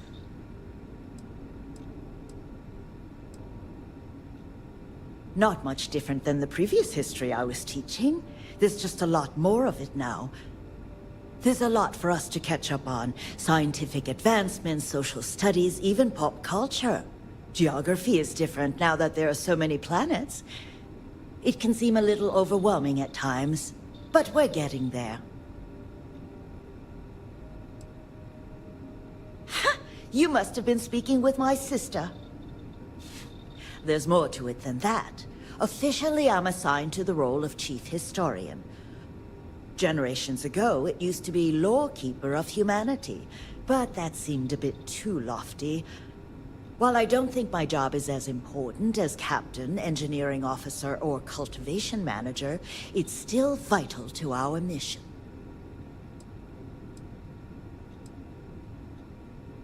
I run the educational programs aboard the ship for all the children and any adults who are looking to learn about Earth history. We try to have group sessions some evenings where we read old Earth literature, watch old films, listen to music, and the like. So yes, I hang out with children and watch movies, but it's more involved than that. We historians are charged with keeping Earth culture alive, so that we never forget where we came from. Thanks for saying so. As Chief Historian, I can tell you a lot, probably. What do you want to know?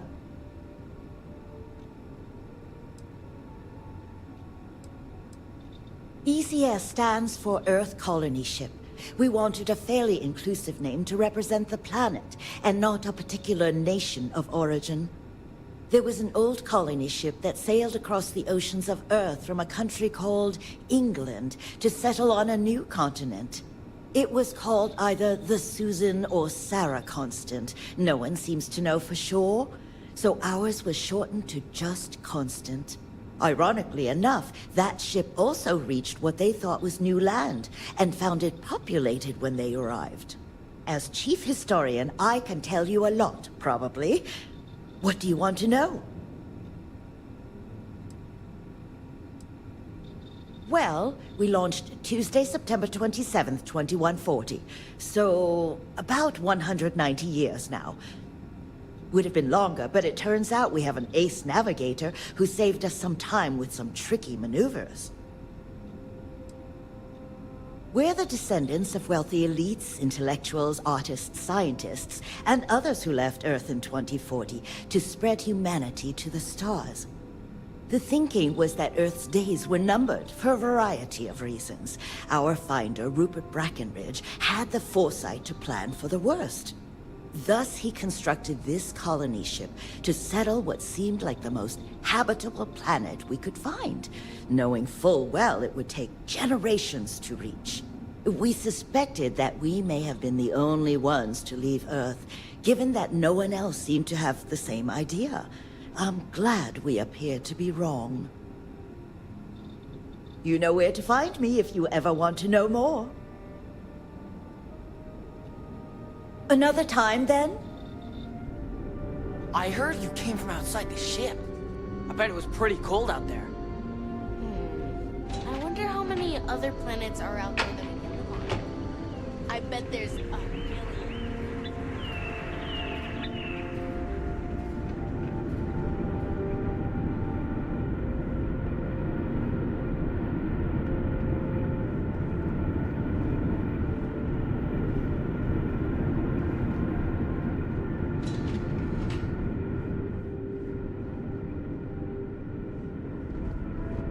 Careful waving that fancy gun around. We don't need to see what it can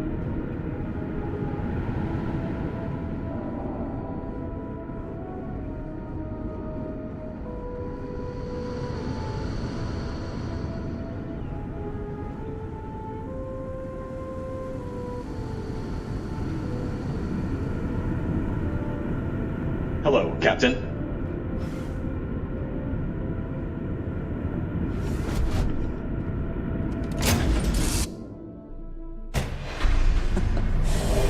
any adventure you can fly away from. Is that how the saying goes?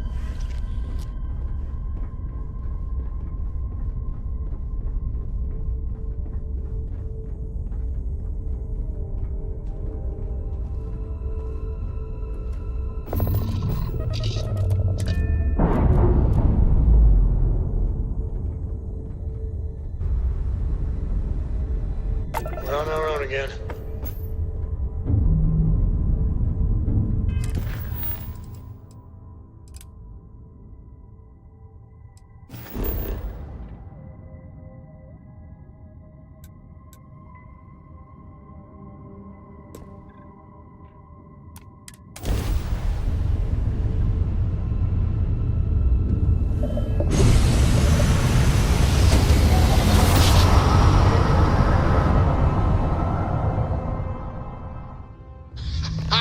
Attention, unidentified vessel. Switching grab Give no drive faction to markings or normal registered propulsion. manufacturer. Please maintain course while we scan you. Assuming scans even work on whatever it is you're flying. Scan complete. Welcome to Titan. You're cleared to land at New Homestead.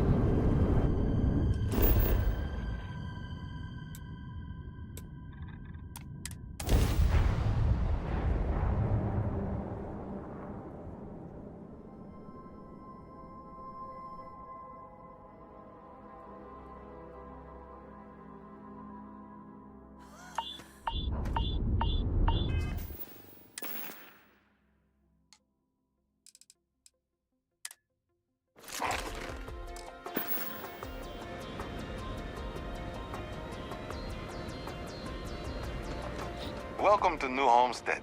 Please make your way to the building at the end of the path and down into the colony below. Stay safe and enjoy your visit.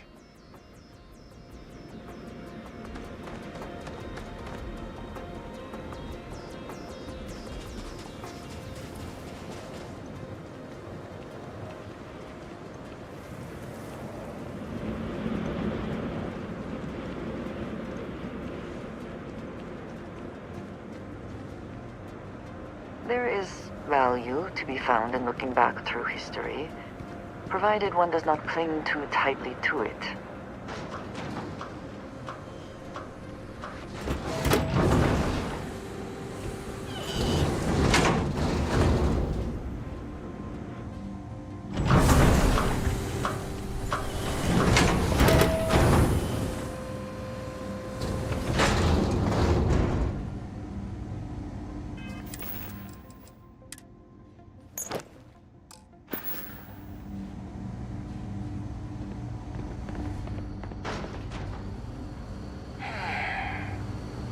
This is a boring assignment, but let's keep it that way.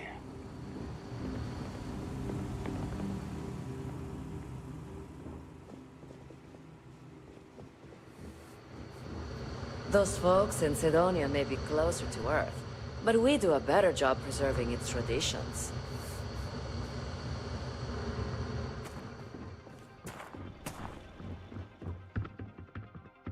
It's a little weird that people come here to see what early colony life was like.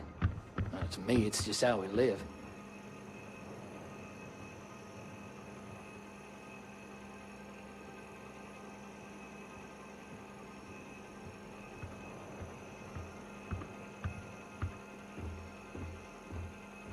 My daddy says farming is really important, but I kind of want to do other things.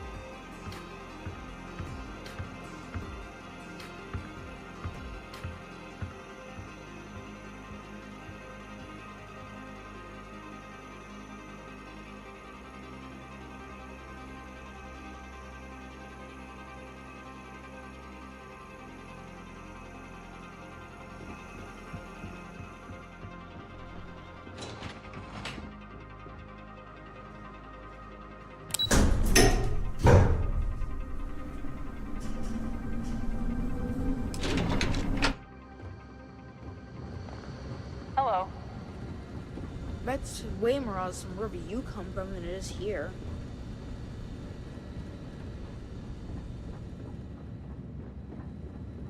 You off-worlders have it made. Oh, you don't really want to talk to me. I'm just a nobody from the crates. Besides, I'm not really good at talking to tourists about New Homestead. If you're really interested in our history, talk to Maurice. He's a lot better at that than I am.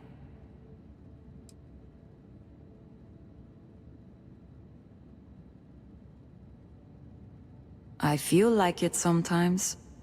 I don't have many friends, and I'm struggling to stay in my undergrad program. It feels like I'm never going to get out of here and make a name for myself. Anyway, if we're going to talk, maybe we should talk about something else.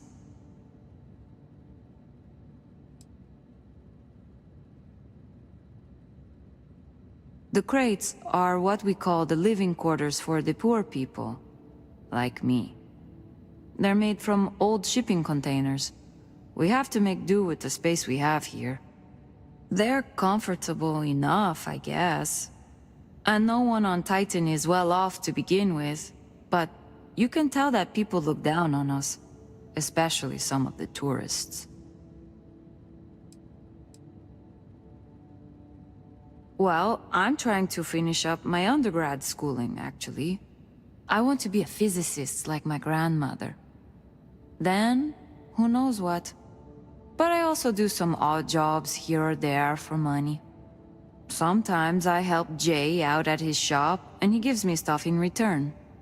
Sometimes I help Anya clean up at the Brown Horse when she's short-staffed. That sort of thing. Okay, well, no. Not the studies specifically. Like, I get good grades when I'm able to apply myself. But I'm poor.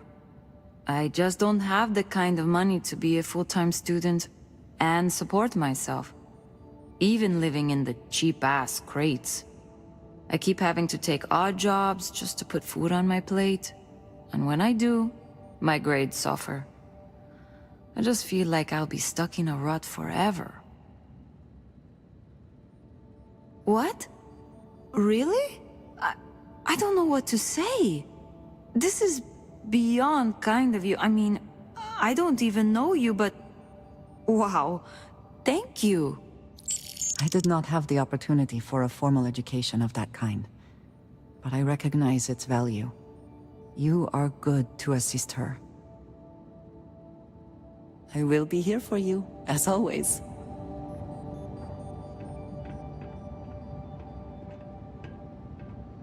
Hi there. Always nice seeing a new face.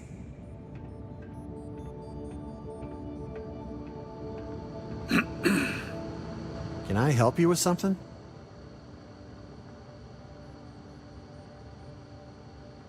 Wow. For real? How do I know this isn't some sort of scam?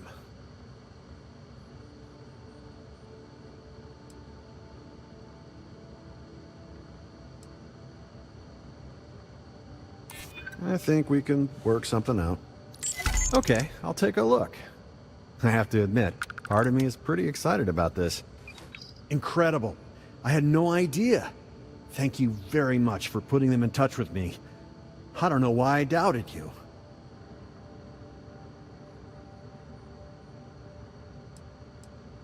Maybe it's best not to tell them exactly what I said. Oh well, it is what it is.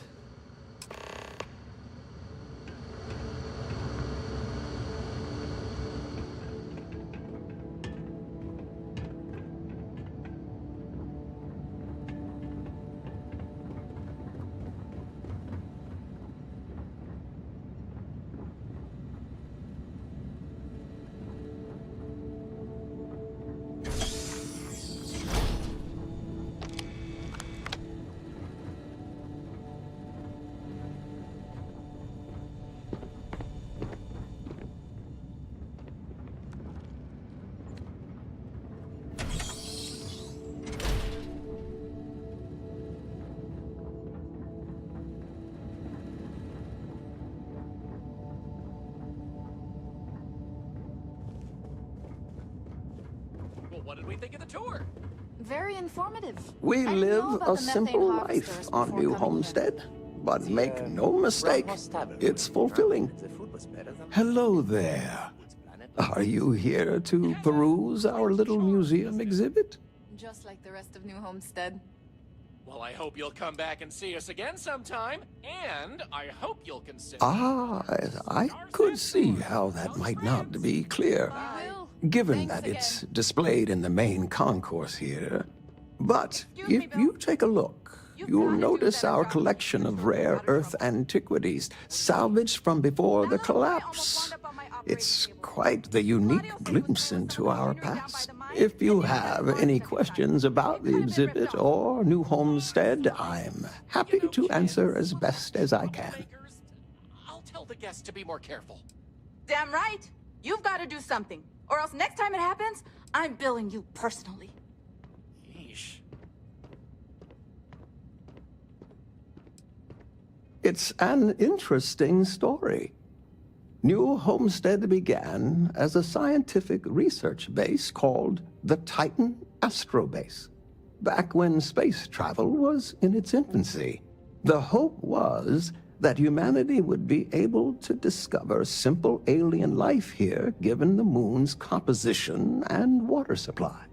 When that ultimately failed, it was repurposed as a colony research base, where scientists and engineers studied how to build colonies on inhospitable worlds.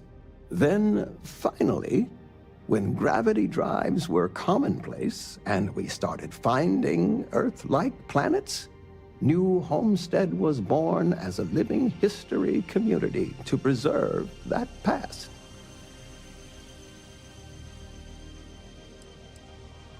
When our early colonists learned of Earth's demise, they decided to take on the names of their cities of origin as a way to remember their heritage. Now, some may have been lost in translation over the years, and some may have taken it more seriously than others, but the names are mostly accurate. For instance, my family comes from the city of Lyon, in a country that was called France.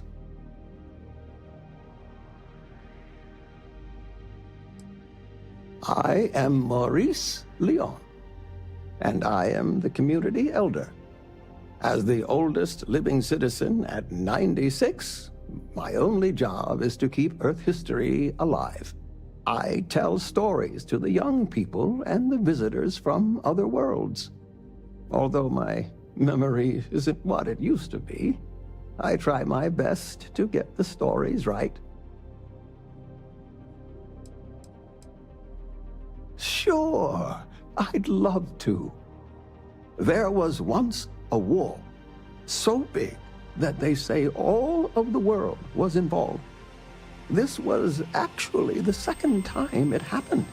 They fought because a terrible man named Hitler rose to power and slaughtered many innocents. Millions were lost. Even the colony war pales in comparison.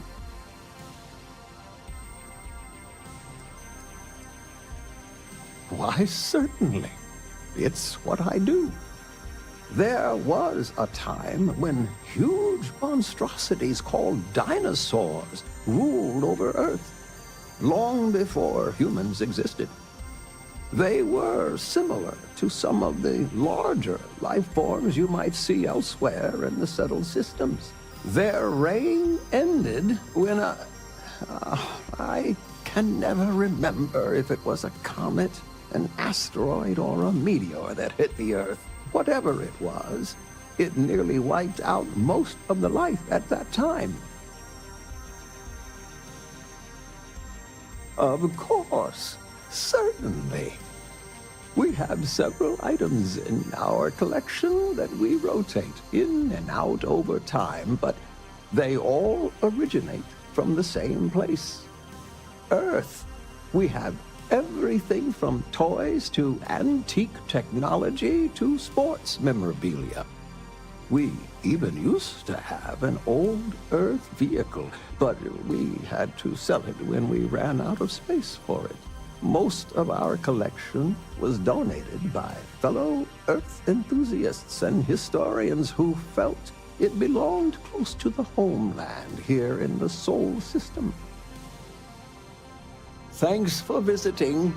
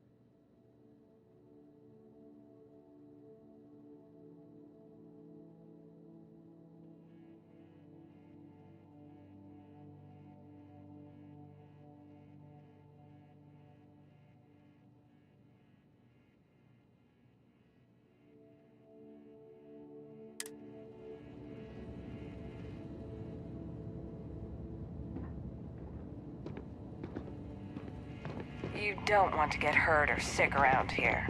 Dr. Lakota really doesn't care for tourists. Wish someone...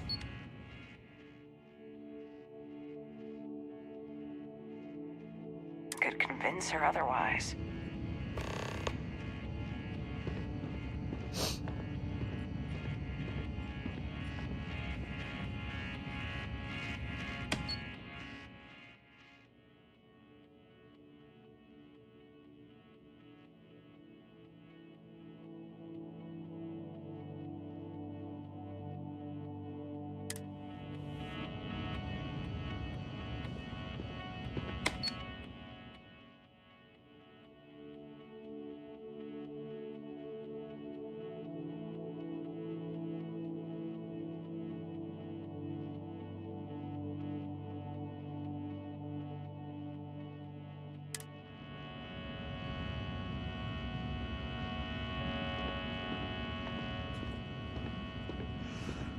Ugh.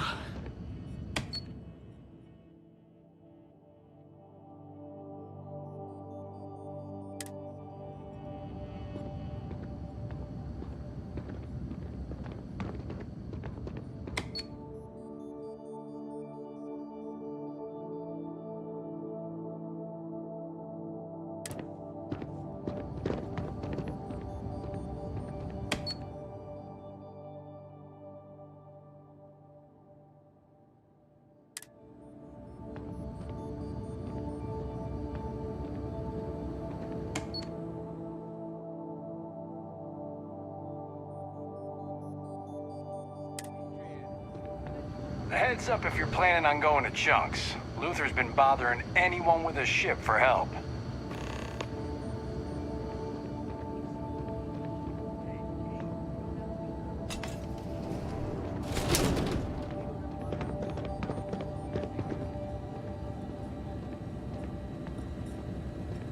Welcome to the Brown Horse. Welcome, I'm Anya. Is this your first time with us at the Brown Horse Tavern?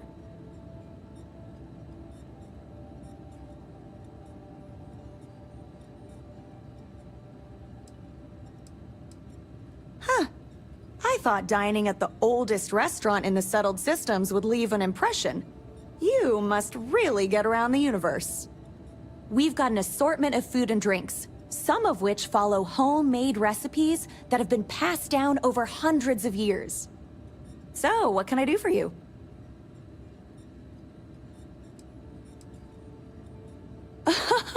Oh, hardly. The locals pretty much stay away from chunks, so whenever they don't feel like cooking themselves and want a fresh meal, they come to me. Only the tourists eat that junk. But don't tell that to my husband. He manages the chunks. I love him, but he's a bit of a fanatic about it. You mean the Brown Horse? Well, it's only the longest continuous running restaurant since humans started settling outside of Earth. There's a lot of history within these walls. And some damn fine food and drink, if I say so myself. This place has been in my family for generations. My however many great-grandmother opened it when the first colony started on Titan. Back then, it was a simple mess hall that she chose to put a little extra love and flavor into. And now, it's the pride of New Homestead. Let me show you what we have.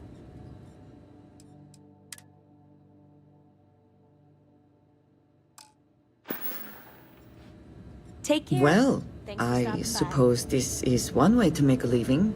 And if New Homestead deems it necessary.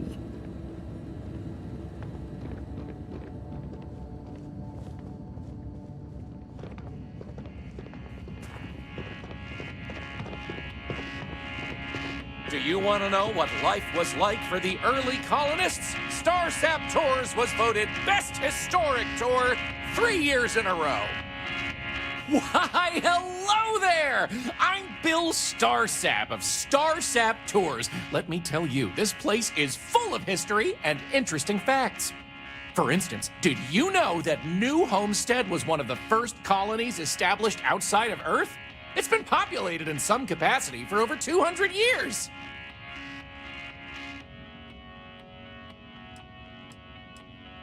I knew you were a fellow history buff. Well, tell you what, you come along on one of my little tours, and I guarantee you'll learn something you didn't know before.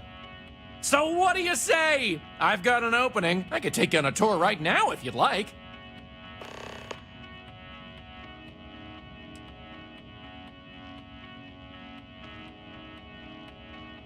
Ah, well then. Are you sure? I never forget a face. Anyway, even if you've taken one before, I'm sure you'll rediscover something you liked the first time around. Or heck, maybe something you missed. And I always try to vary up the tours from time to time, so you'll never know what to expect. I'm an actual citizen. What we offer is something different. In our program, you'll be... None taken. I get it all the time. If you think it sounds made up, well, that's because it is. I come from an eccentric family. Back in the early days of space travel, generations ago, my ancestors were really into science fiction. They wanted a name that seemed like it fit into the stories they grew up with, so they changed their last name, and the Starsap family name was born. Used to be Bramblefoot before that. Their ancestors liked a different type of fiction.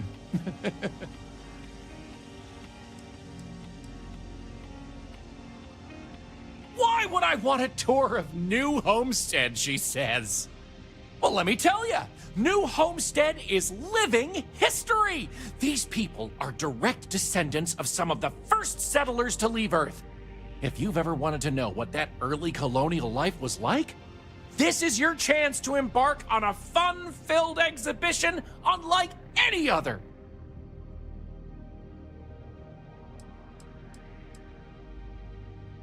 Definitely check out the Brown Horse Tavern. Good food, great atmosphere. Avoid spending too much time outdoors. It's freezing out there. Any more than that, and well, I'd be giving away the tour for free.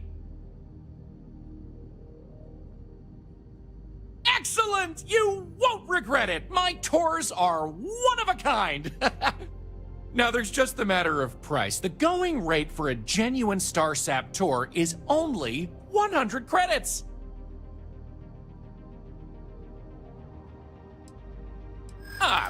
Well... 100 credits is very reasonable, I think.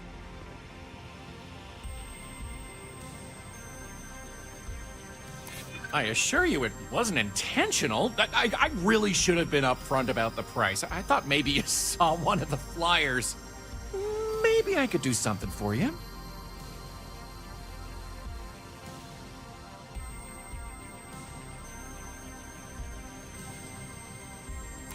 I know. I gotta work on my pitch a little. Maybe I could give you a discount just this once to prove my tour is worth it. Tell you what, I like you. This one's on the house, but if you enjoyed the tour, I'd really appreciate if you'd tell all your friends about me when it's done. So let's get this show on the road, eh? All right, so this is New Homestead's main concourse. This underground area didn't exist when the original outpost, Titan Astrobase, was finished in 2130. Follow me. We'll come back here by the end of the tour and talk about the museum collection. But first, let's go see where people live. Now remember, these people aren't actors. They actually live here, so try to be respectful of that. While the original inhabitants of the Titan Astrobase lived in pods like you saw up above, they transitioned down here when this section of the base was finished in 2144. Space is extremely limited, so you'll notice some overflow here, but more residences also exist on lower levels, which are inaccessible to tours.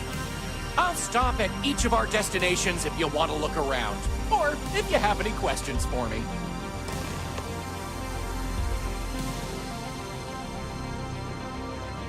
Have any questions so far?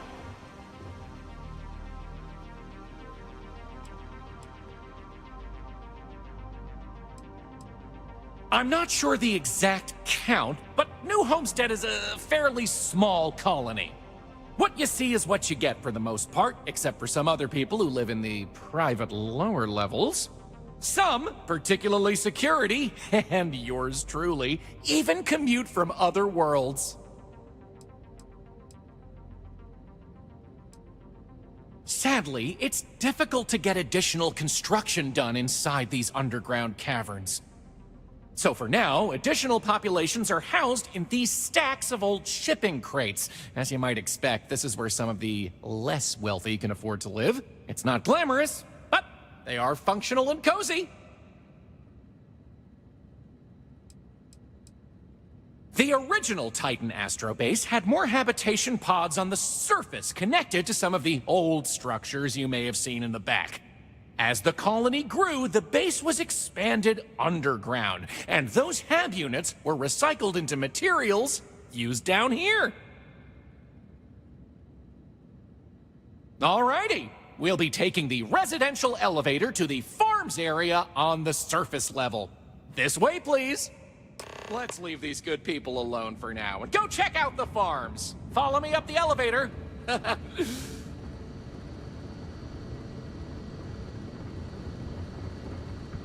Welcome to New Homestead.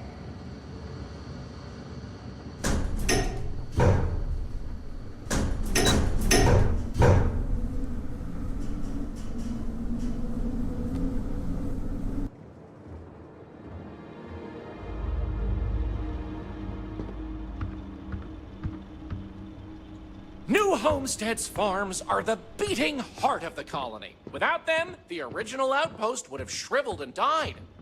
These pods are sealed and climate-controlled, the perfect environment for growing the hydroponic vegetation needed for survival in the early days of the colony.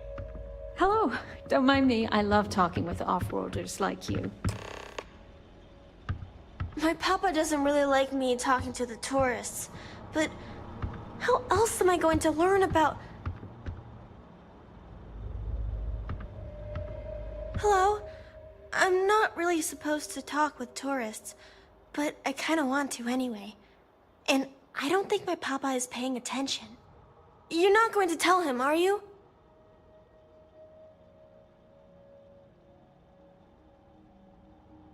Oh, thank you! I promise it'll be fun. I like talking to tourists. I get to learn so much about everywhere else, and they get to learn about here. Now what should we talk about? Not really. There's some, though. Most are around my age. We all go to school in the same room.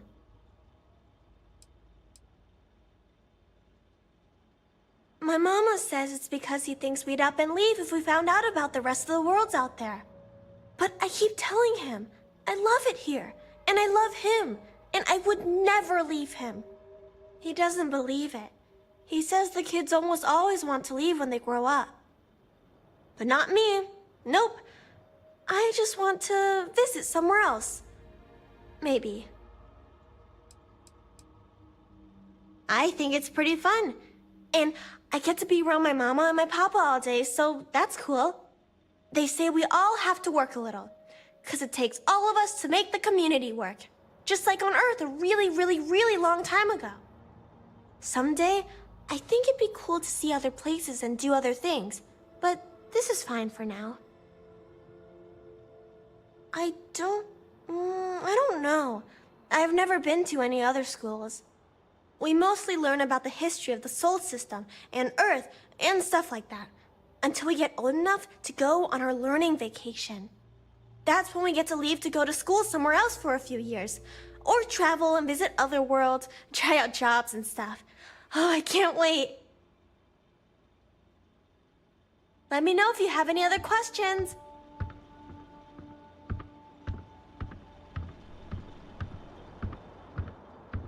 Ah, someone new. Are you a tourist, or have you just moved to New Homestead?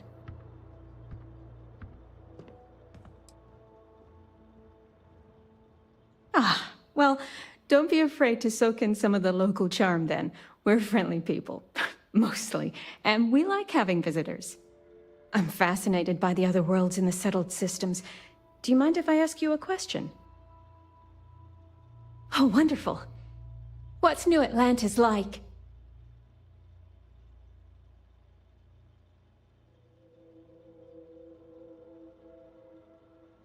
Oh my, that sounds incredible.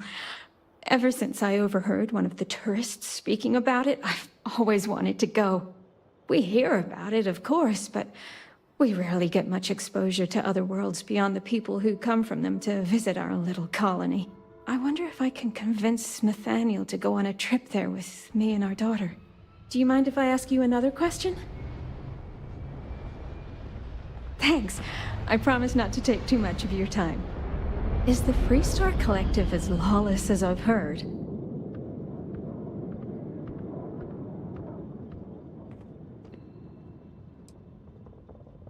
I figured the stories weren't all true. How else would you expect people to live together if you can't trust in laws to keep everyone safe? Even in a small community like ours, we have to maintain law and order. Though, I understand it gets difficult to always protect that out in the vastness of space. I imagine it's the same in the Freestar Collective. Is it okay if I change the subject? Oh, thank you. Are there really planets full of plants, fresh air, and water?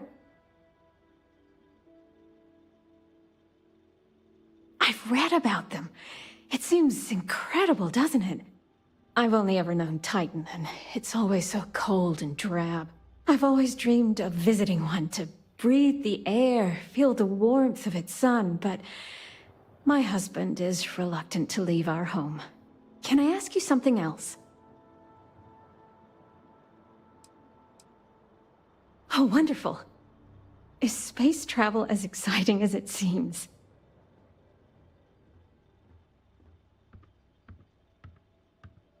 Well, you've convinced me that I simply must go sometime. Most of us here have never left the surface of New Homestead. It's a point of pride among many people, but I've always been curious. Those are all the questions I have at the moment. Thank you so much for taking time out of your busy day for me.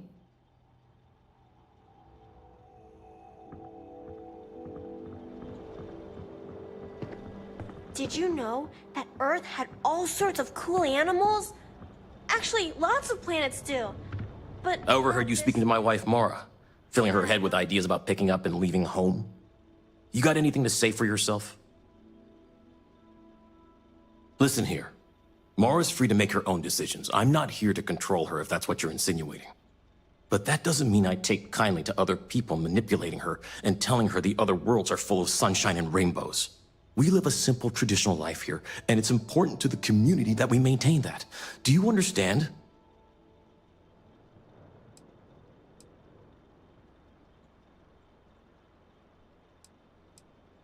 Traditions like the way we tend this farm, strong family ties, early colonial life.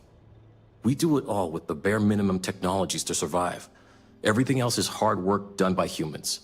It's good for humanity's soul.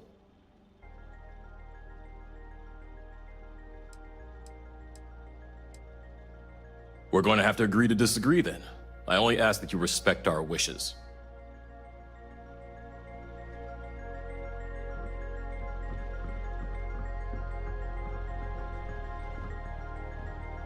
Any questions about the farms?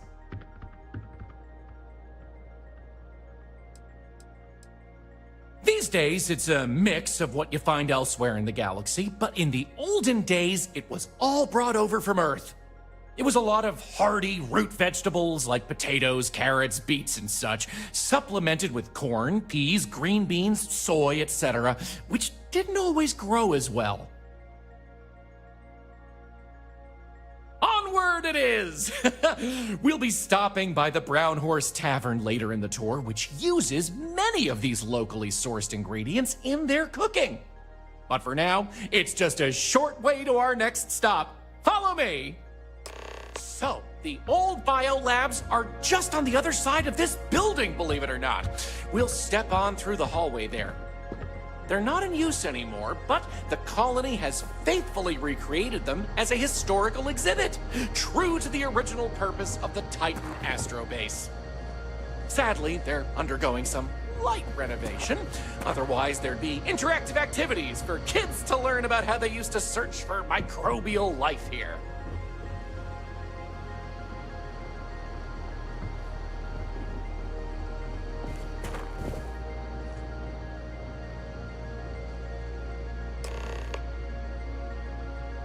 Pardon the dust, but I can still answer some questions about the old Titan Astrobase biolabs.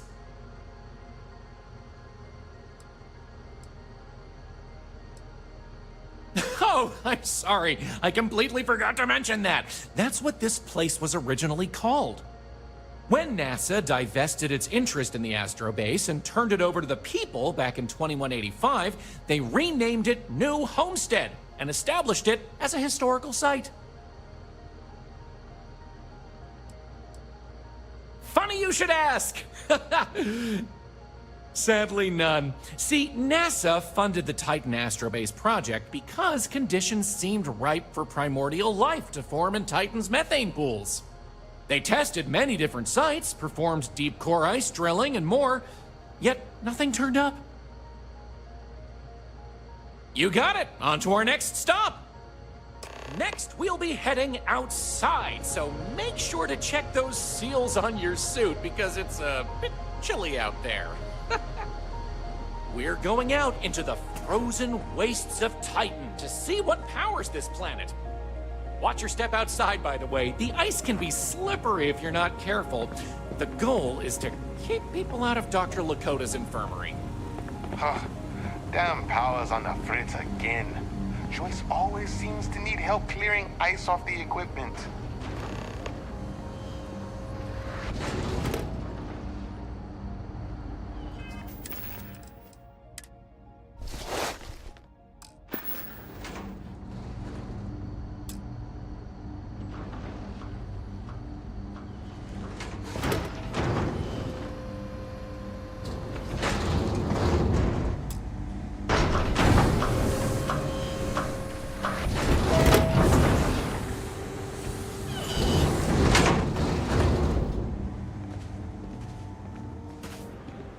Anyway, where were we? Oh, yes. Powering New Homestead. As you might imagine, generating energy was a real challenge back in the day because the technology was much more crude then. But crude or not, it was that technology that sustained the old Astrobase. And it might surprise you to learn that the same technology is still working today.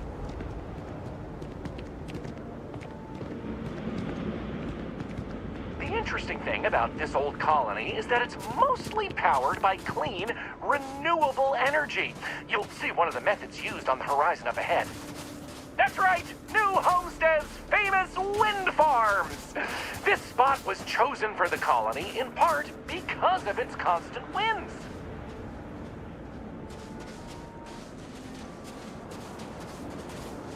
These turbines have been integral to the colony's function since its establishment as a cheap, mostly reliable source of electricity.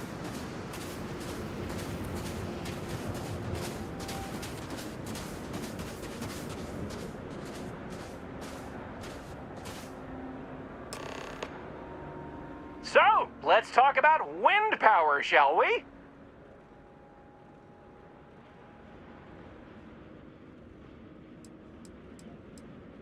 You're right. Most surface wind on Titan isn't too terribly strong, but here, the altitude and other conditions are perfect for sustained wind power. Like many worlds with atmosphere, the higher you go, the windier it gets.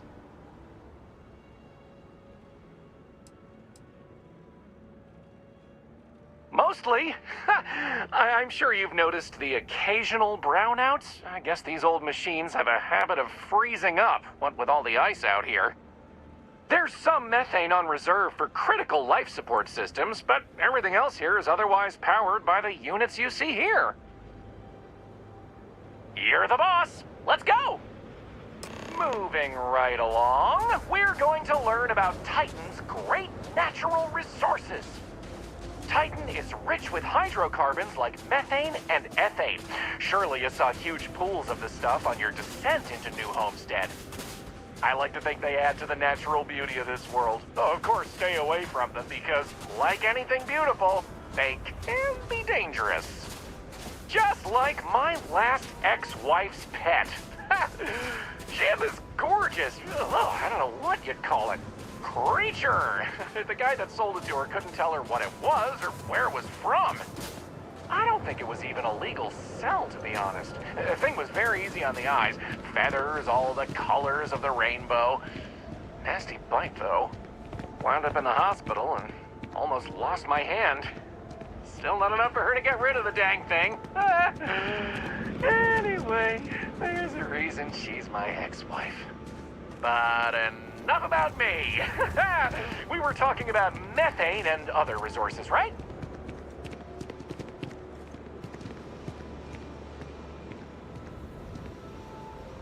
Hey, can you believe it? Back in the 20th century on Earth, they used to fight wars over natural resources like this and petroleum. They've this whole moon here basically made of hydrocarbons in their own backyard. They just couldn't get to it. Incredible how far we've come. New Homestead is home to one of the oldest and largest methane processing plants in the settled systems. Every year, UC engineers go through a painstaking, month-long maintenance process. That's how this place has remained operational as long as it has. I'm not going to take you too close to the machinery, liability and all, but I can still answer questions. Questions? Fire away!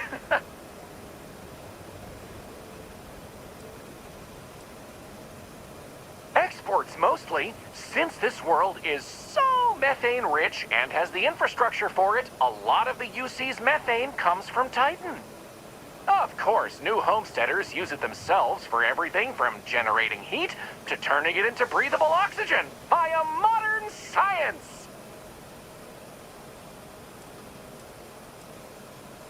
Oh, no one's ever asked me that before.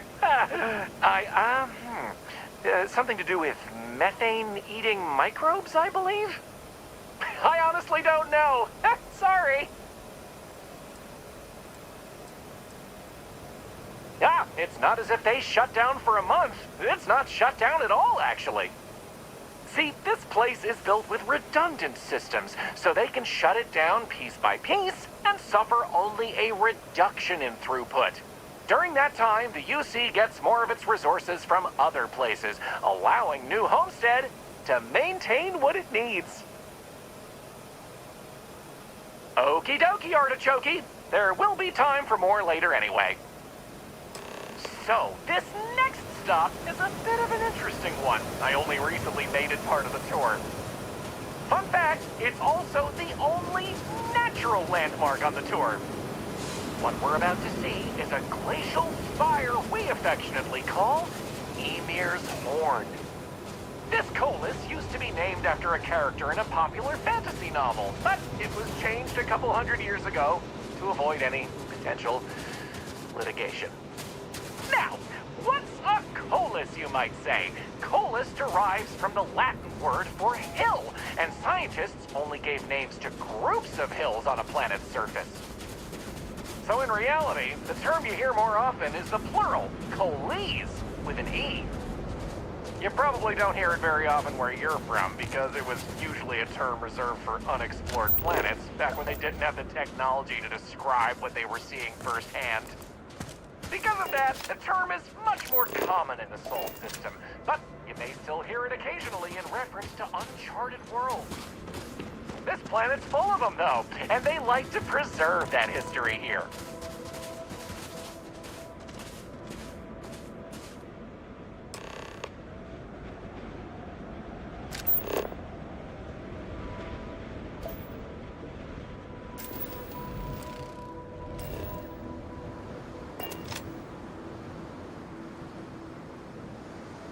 So here it is, Ymir's Horn. You're free to take a closer look if you like. How about that? You really know your stuff. Maybe you should be the one giving the tour. I kid.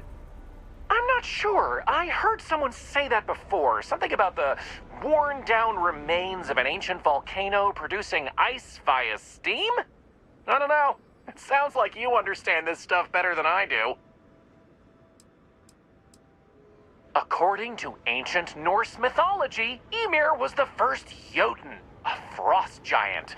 In the legend, they were both male and female and gave birth to the progenitors of all giants from their armpits. Ymir even predated the Norse gods, who, as it turns out, killed Ymir to fashion the earth and all of humanity from the corpse. It's a fascinating story, and the horn here is a fitting tribute to it. Excellent! On to the next stop, then! So, we're gonna head back inside, through the methane processing plant. Try not to touch anything on your way. We want to make sure to respect Dr. Lakota's wishes to be safer around here. That brings me to another point. You'll notice the people around here have last names related to where their families originated from on Earth, as a way to remember the past. The museum curator, Maurice Leon, has more information about that if you're interested. You can find him inside the main concourse. Loves talking about it. You'll find most of the locals here are very friendly to tourists like yourself. Tourism is a major draw to this colony these days, and I respect that. Most of them are happy to talk at length about what they do here. Their rugged lifestyle is a point of pride for a lot of these folks.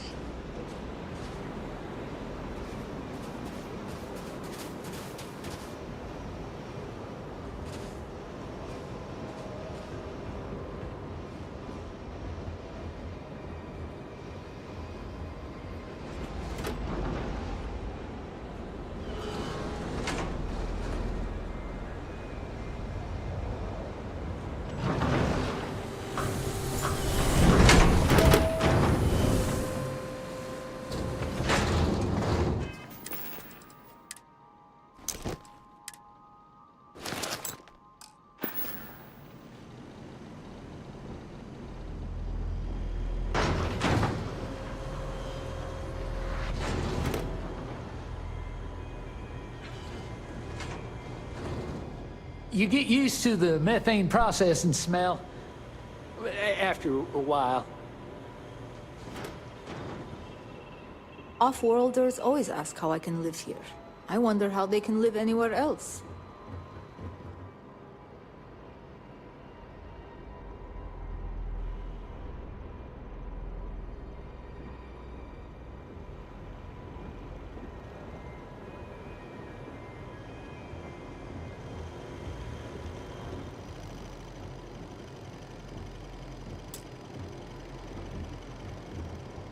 This area we're walking through is the nerve center of the plant, where technicians keep an eye on the operation. Since methane production is such an important part of the colony's livelihood, it's important that the techs notice any issues and react to them quickly. Anyway, we're headed into the ice mines. It's a natural spring where water bubbles up from deep below, but due to the cold, it keeps freezing as it reaches the surface.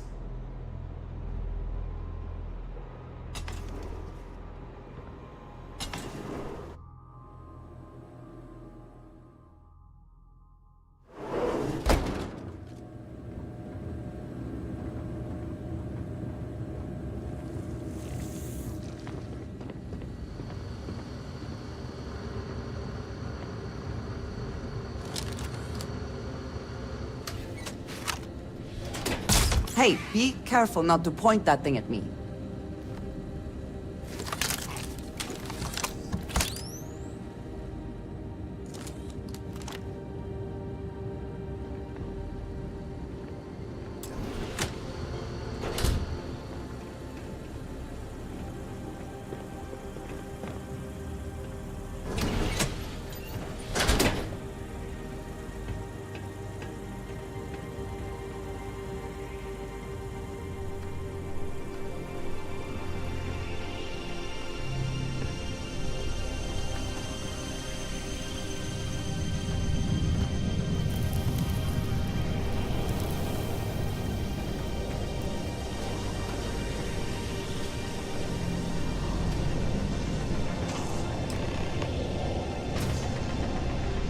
What else can I tell you about the ice mines? Not all. Some water is created as a byproduct of methane processing, but that's usually saved in the emergency reserves.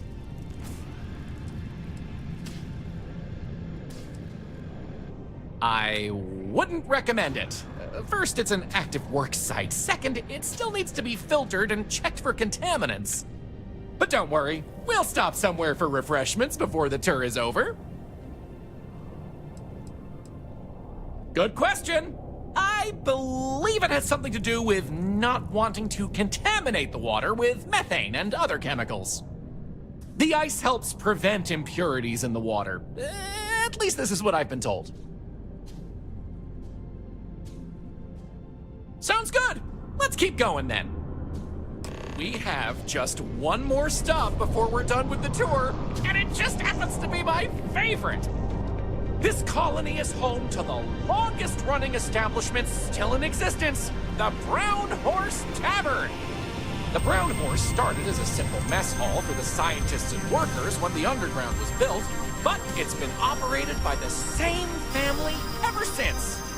Now, what's a horse, you might say? They were a large four-legged animal on Earth, often used for transportation or manual labor. Long before space travel was even a dream for the folks of Earth, even before antique machines like automobiles were possible, horses could be found everywhere. You might have seen them in old movies or read about them somewhere.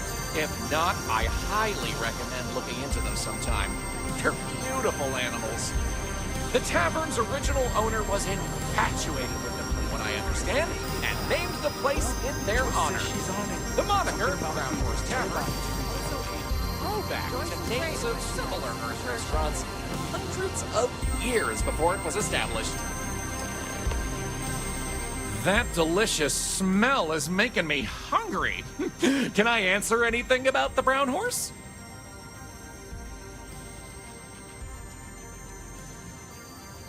Easy. All the other ones fell to ruin when we abandoned Earth. There were technically older ones on Mars, but those have long since shuttered or been replaced.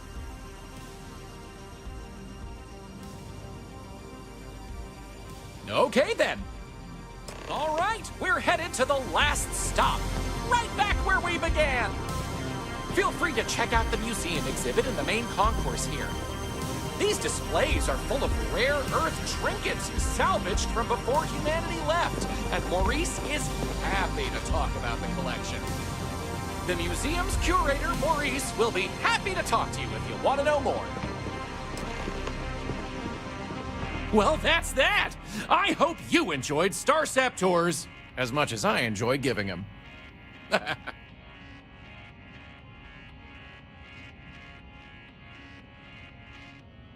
You're welcome, and thank you for coming along. Remember to tell your friends all about it.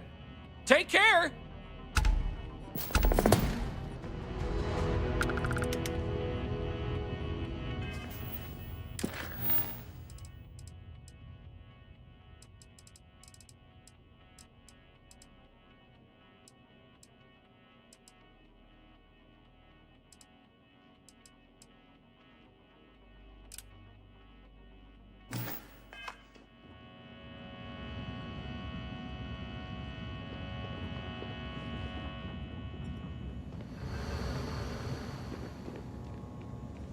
This colony is a lot smaller than I thought it would be.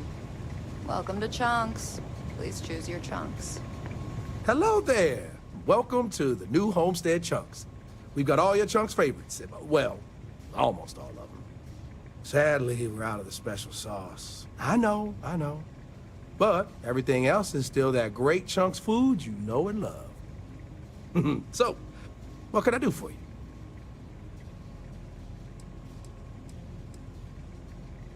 Oh, it's all good. Chunks pays me pretty well. And between you and me, Anya's doing all right herself. Plus, we got this plan, you know? We want to see if we can introduce some of Anya's famous cooking to the Chunks lineup and pitch it to corporate. Imagine, Anya's delicious food in every Chunks restaurant across the settled systems. And people are bound to come visit her place to see where it all started. It's a win all around.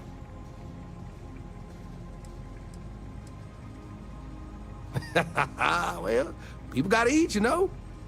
But seriously, I think we're just starting to get with the times a little.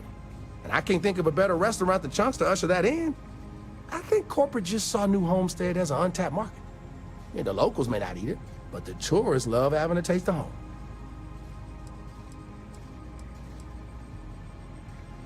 Oh, you had to go and ask the hard questions, huh?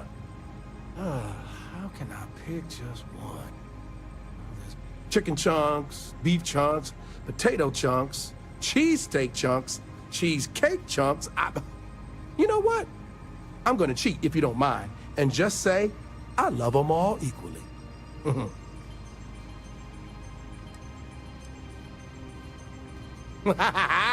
You know I do. And what's not to love? It's delicious, nutritious, easy, fast, inexpensive. It sure makes my hungry belly sing for joy. Yeah. My wife thinks I eat too much Chunks food, but I just can't help myself. It's so good. If I'm completely honest, it is. And people are always saying how this Chunks can't compare to the real deal. And I just know it's because we never had that mouth-watering sauce. I've been in contact with some of the other restaurants out there, and they'll give me some, but they say they can't afford to send it, and I don't have a ship, so what am I to do?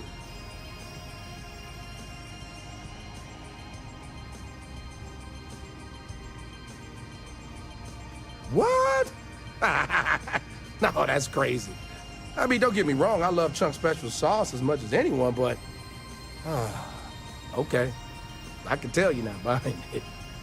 Yeah, I love me some Chunk Special Sauce. Maybe a little too much. But, I'm being honest, the customers love it too. So, maybe you could still help me out? Oh, yeah, right. I actually just got a message back from another Chunks before you got here, and they got a case ready to go for you. Just tell them you're there to pick it up for me, and it should be good to go. Thanks.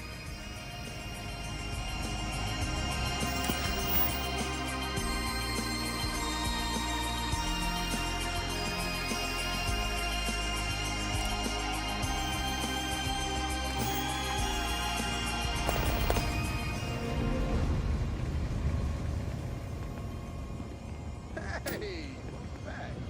Can I get you something else? No, thanks. I just had a question about...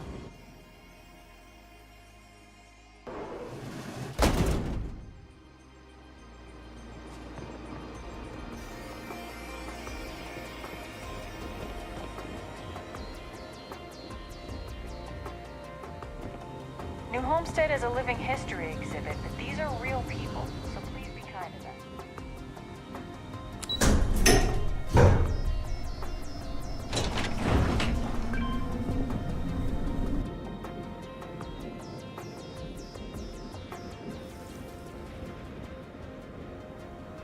I love this moon and its people. Oh, hello there. Are you here about the brownouts? That's usually the only reason people come up here to talk to me, since I'm the power system manager here.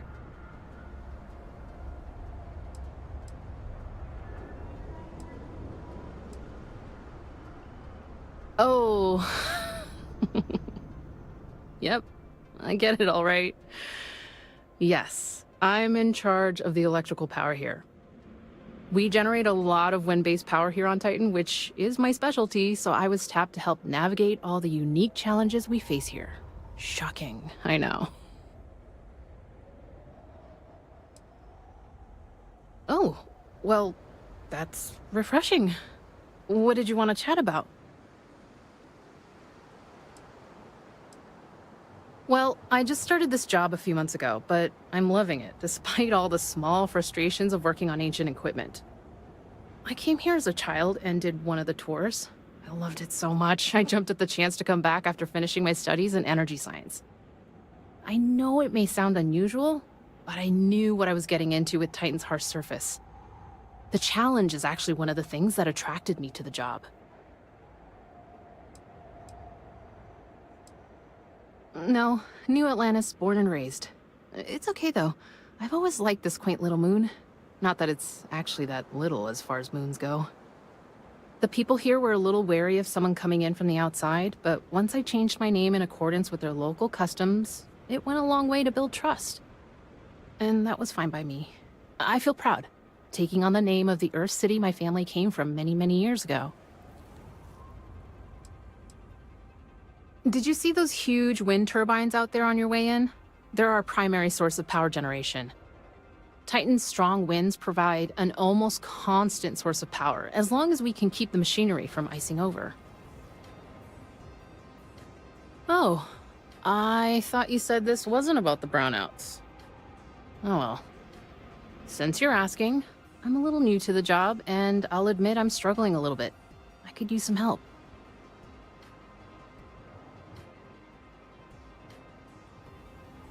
Last time? I'm pretty sure you've never come here to help me break up ice deposits on my power equipment with a laser cutter before. But if you think that's something you could do, it'd certainly help put an end to these brownouts. Are you up for the task?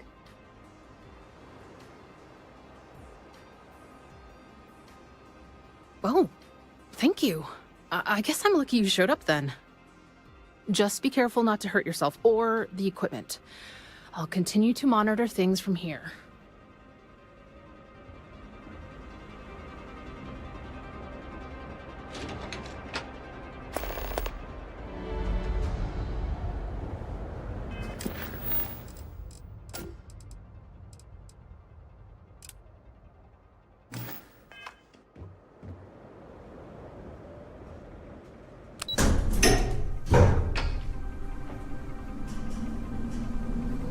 Enjoy our visit here.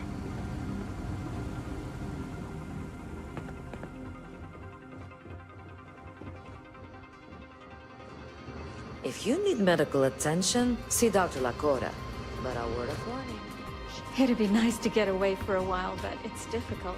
People rely on the car. We used to get more tourists than we do these days.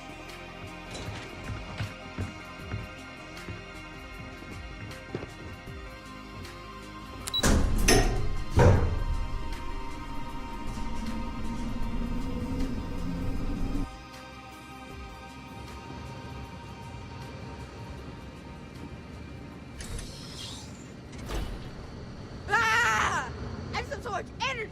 I want to run around.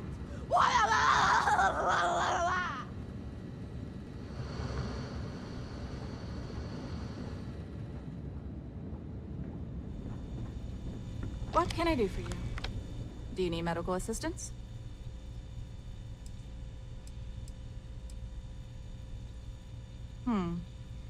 Even though we don't have shiny new medical facilities, I imagine it's easier than wherever you're from. We have fewer people here, and we're very responsible when it comes to our personal health and welfare. So there's not much I can't handle. For anything else, we can get access to off-world specialists. Contrary to popular belief, we're not primitive. It's a harsh world, but as long as you're inside or wear a suit when going out, you'll be fine here. There's no breathable air on the surface, and you'll quickly freeze to death outside without protective gear, but otherwise the hazards are minimal. New Homestead was an early colony research base and has stood the test of time. It's safe, and it's proof that people can live pretty much anywhere. Don't worry so much. I don't. They make a mockery of New Homestead culture. And on top of it, they're reckless.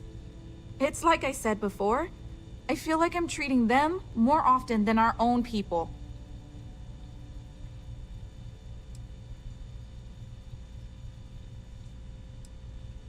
Actually, maybe there is.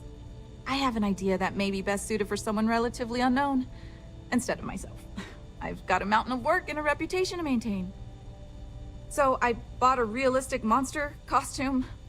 The plan was to wear it, scare tourists away, and start a rumor about terrible creatures living on Titan. I figure that once word gets around, tourism will take enough of a dive to give me some relief.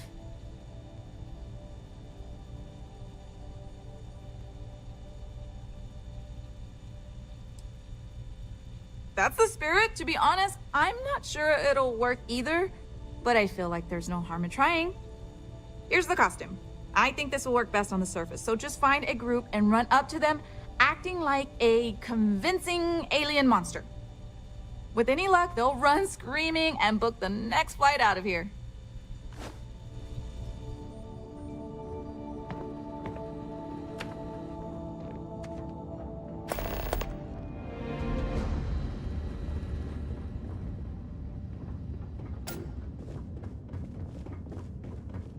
Do I know you? I'm certain I've seen you before.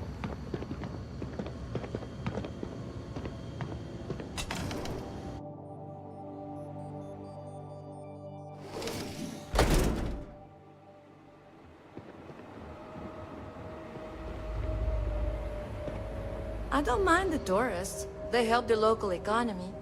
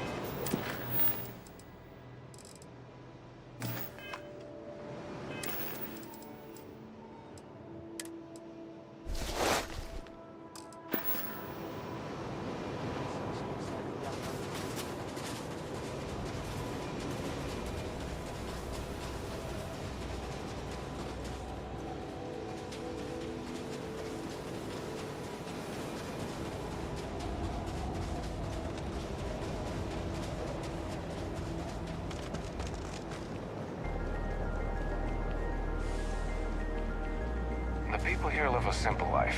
Try not to complicate it.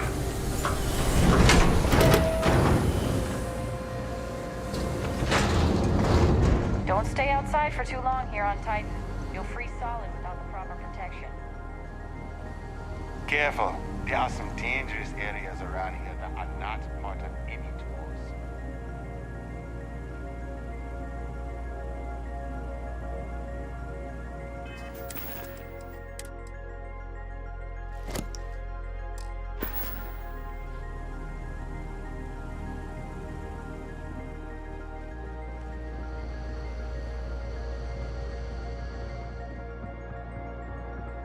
Running this farm with my family for the sake of our little colony is...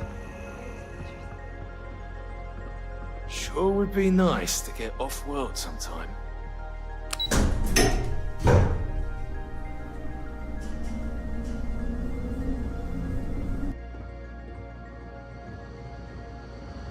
We take vandalism seriously here. You don't mess with history. Did you scare off? Don't be afraid to do whatever you can to make that monster feel extra convincing. Just don't hurt anyone.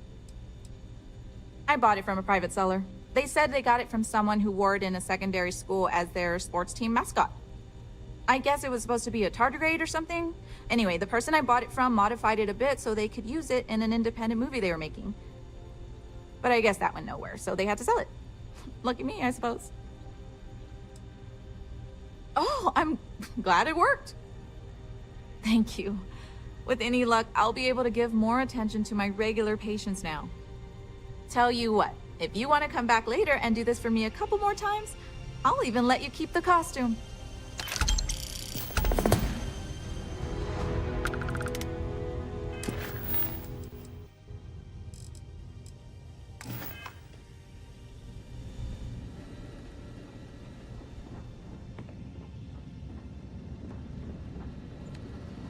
Always so cold here.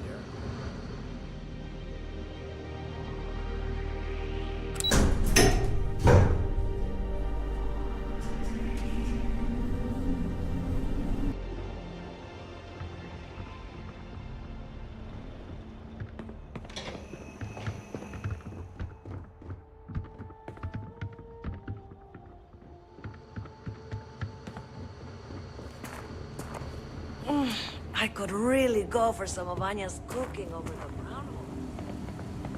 Feel free to look around, but do not touch.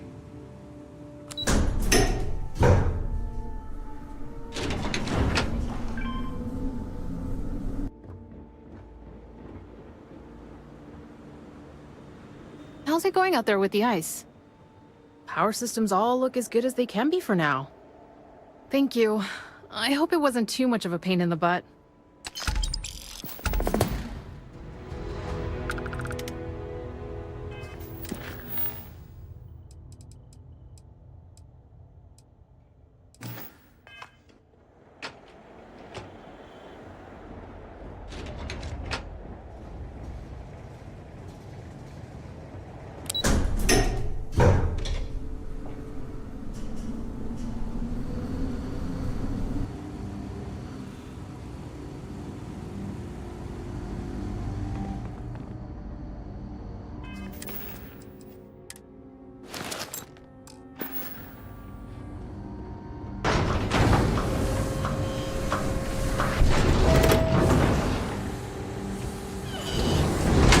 Welcome to New Homestead.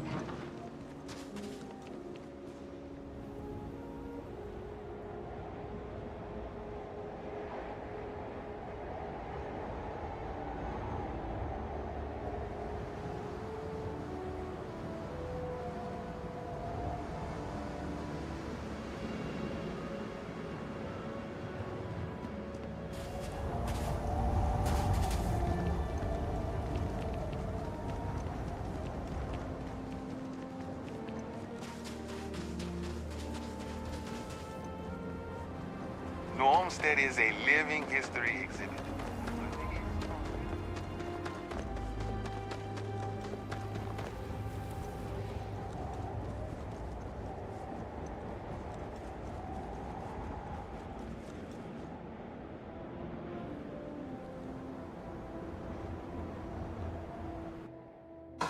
I find the interior of this ship comforting.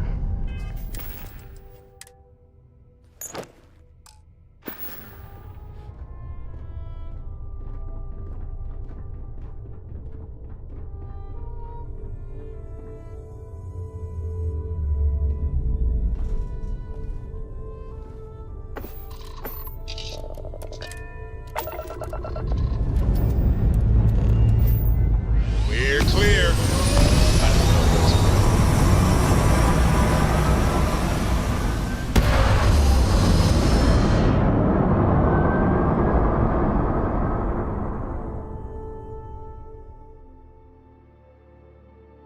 We're in orbit. What next?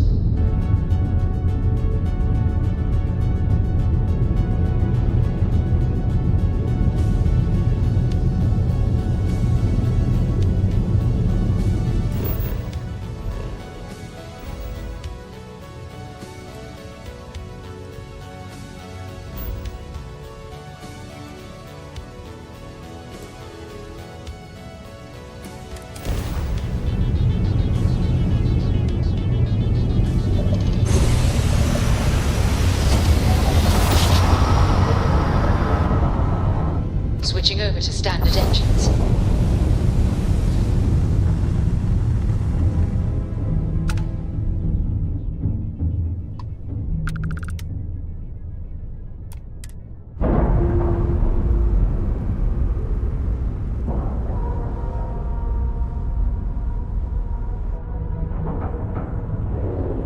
And you didn't even scratch the paint.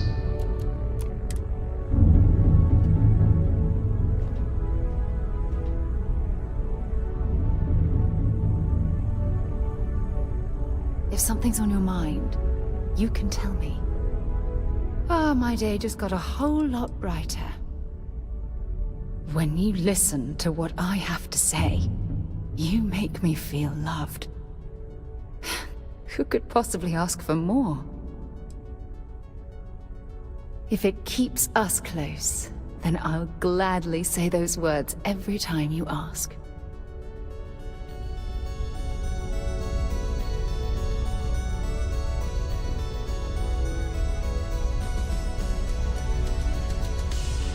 Yeah, the way you handle things, not bad.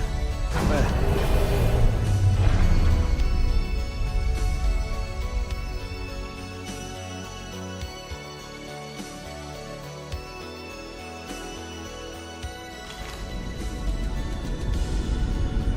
How can I be of service, Captain? To what do I owe this pleasure? Everything in my life, whether I knew it or not, led me to you, to this moment, and all the moments between us to come. Then I shall be sure and tell you more often, darling.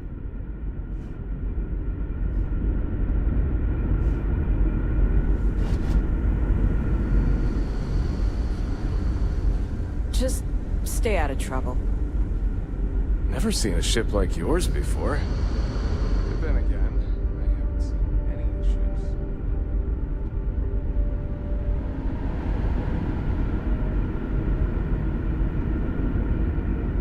You're lucky we're under orders not to escort you right off this ship.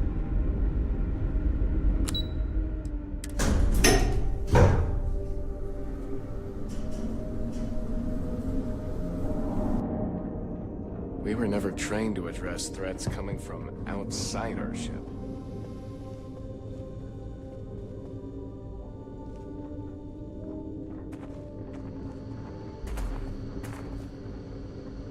Hope you're not having any trouble finding my friend's relative. I know they're really gonna appreciate what we're doing. Oh, good! Let's hear it!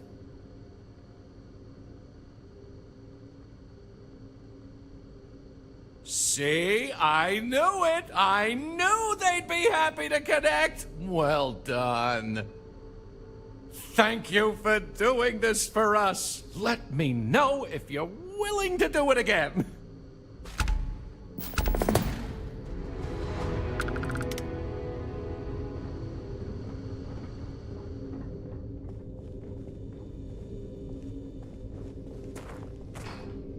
We've got strict rules around here, but they're strict for a reason.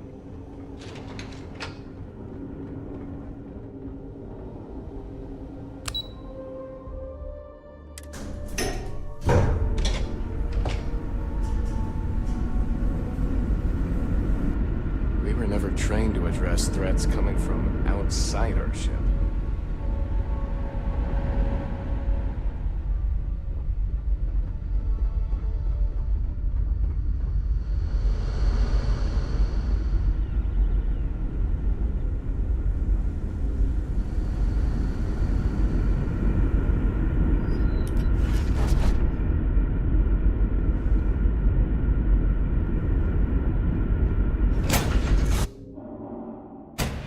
Good to be back in our own ship.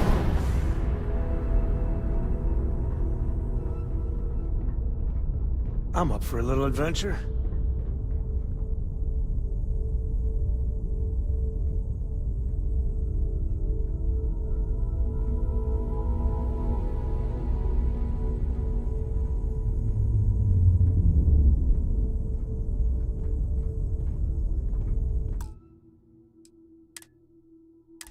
What's new?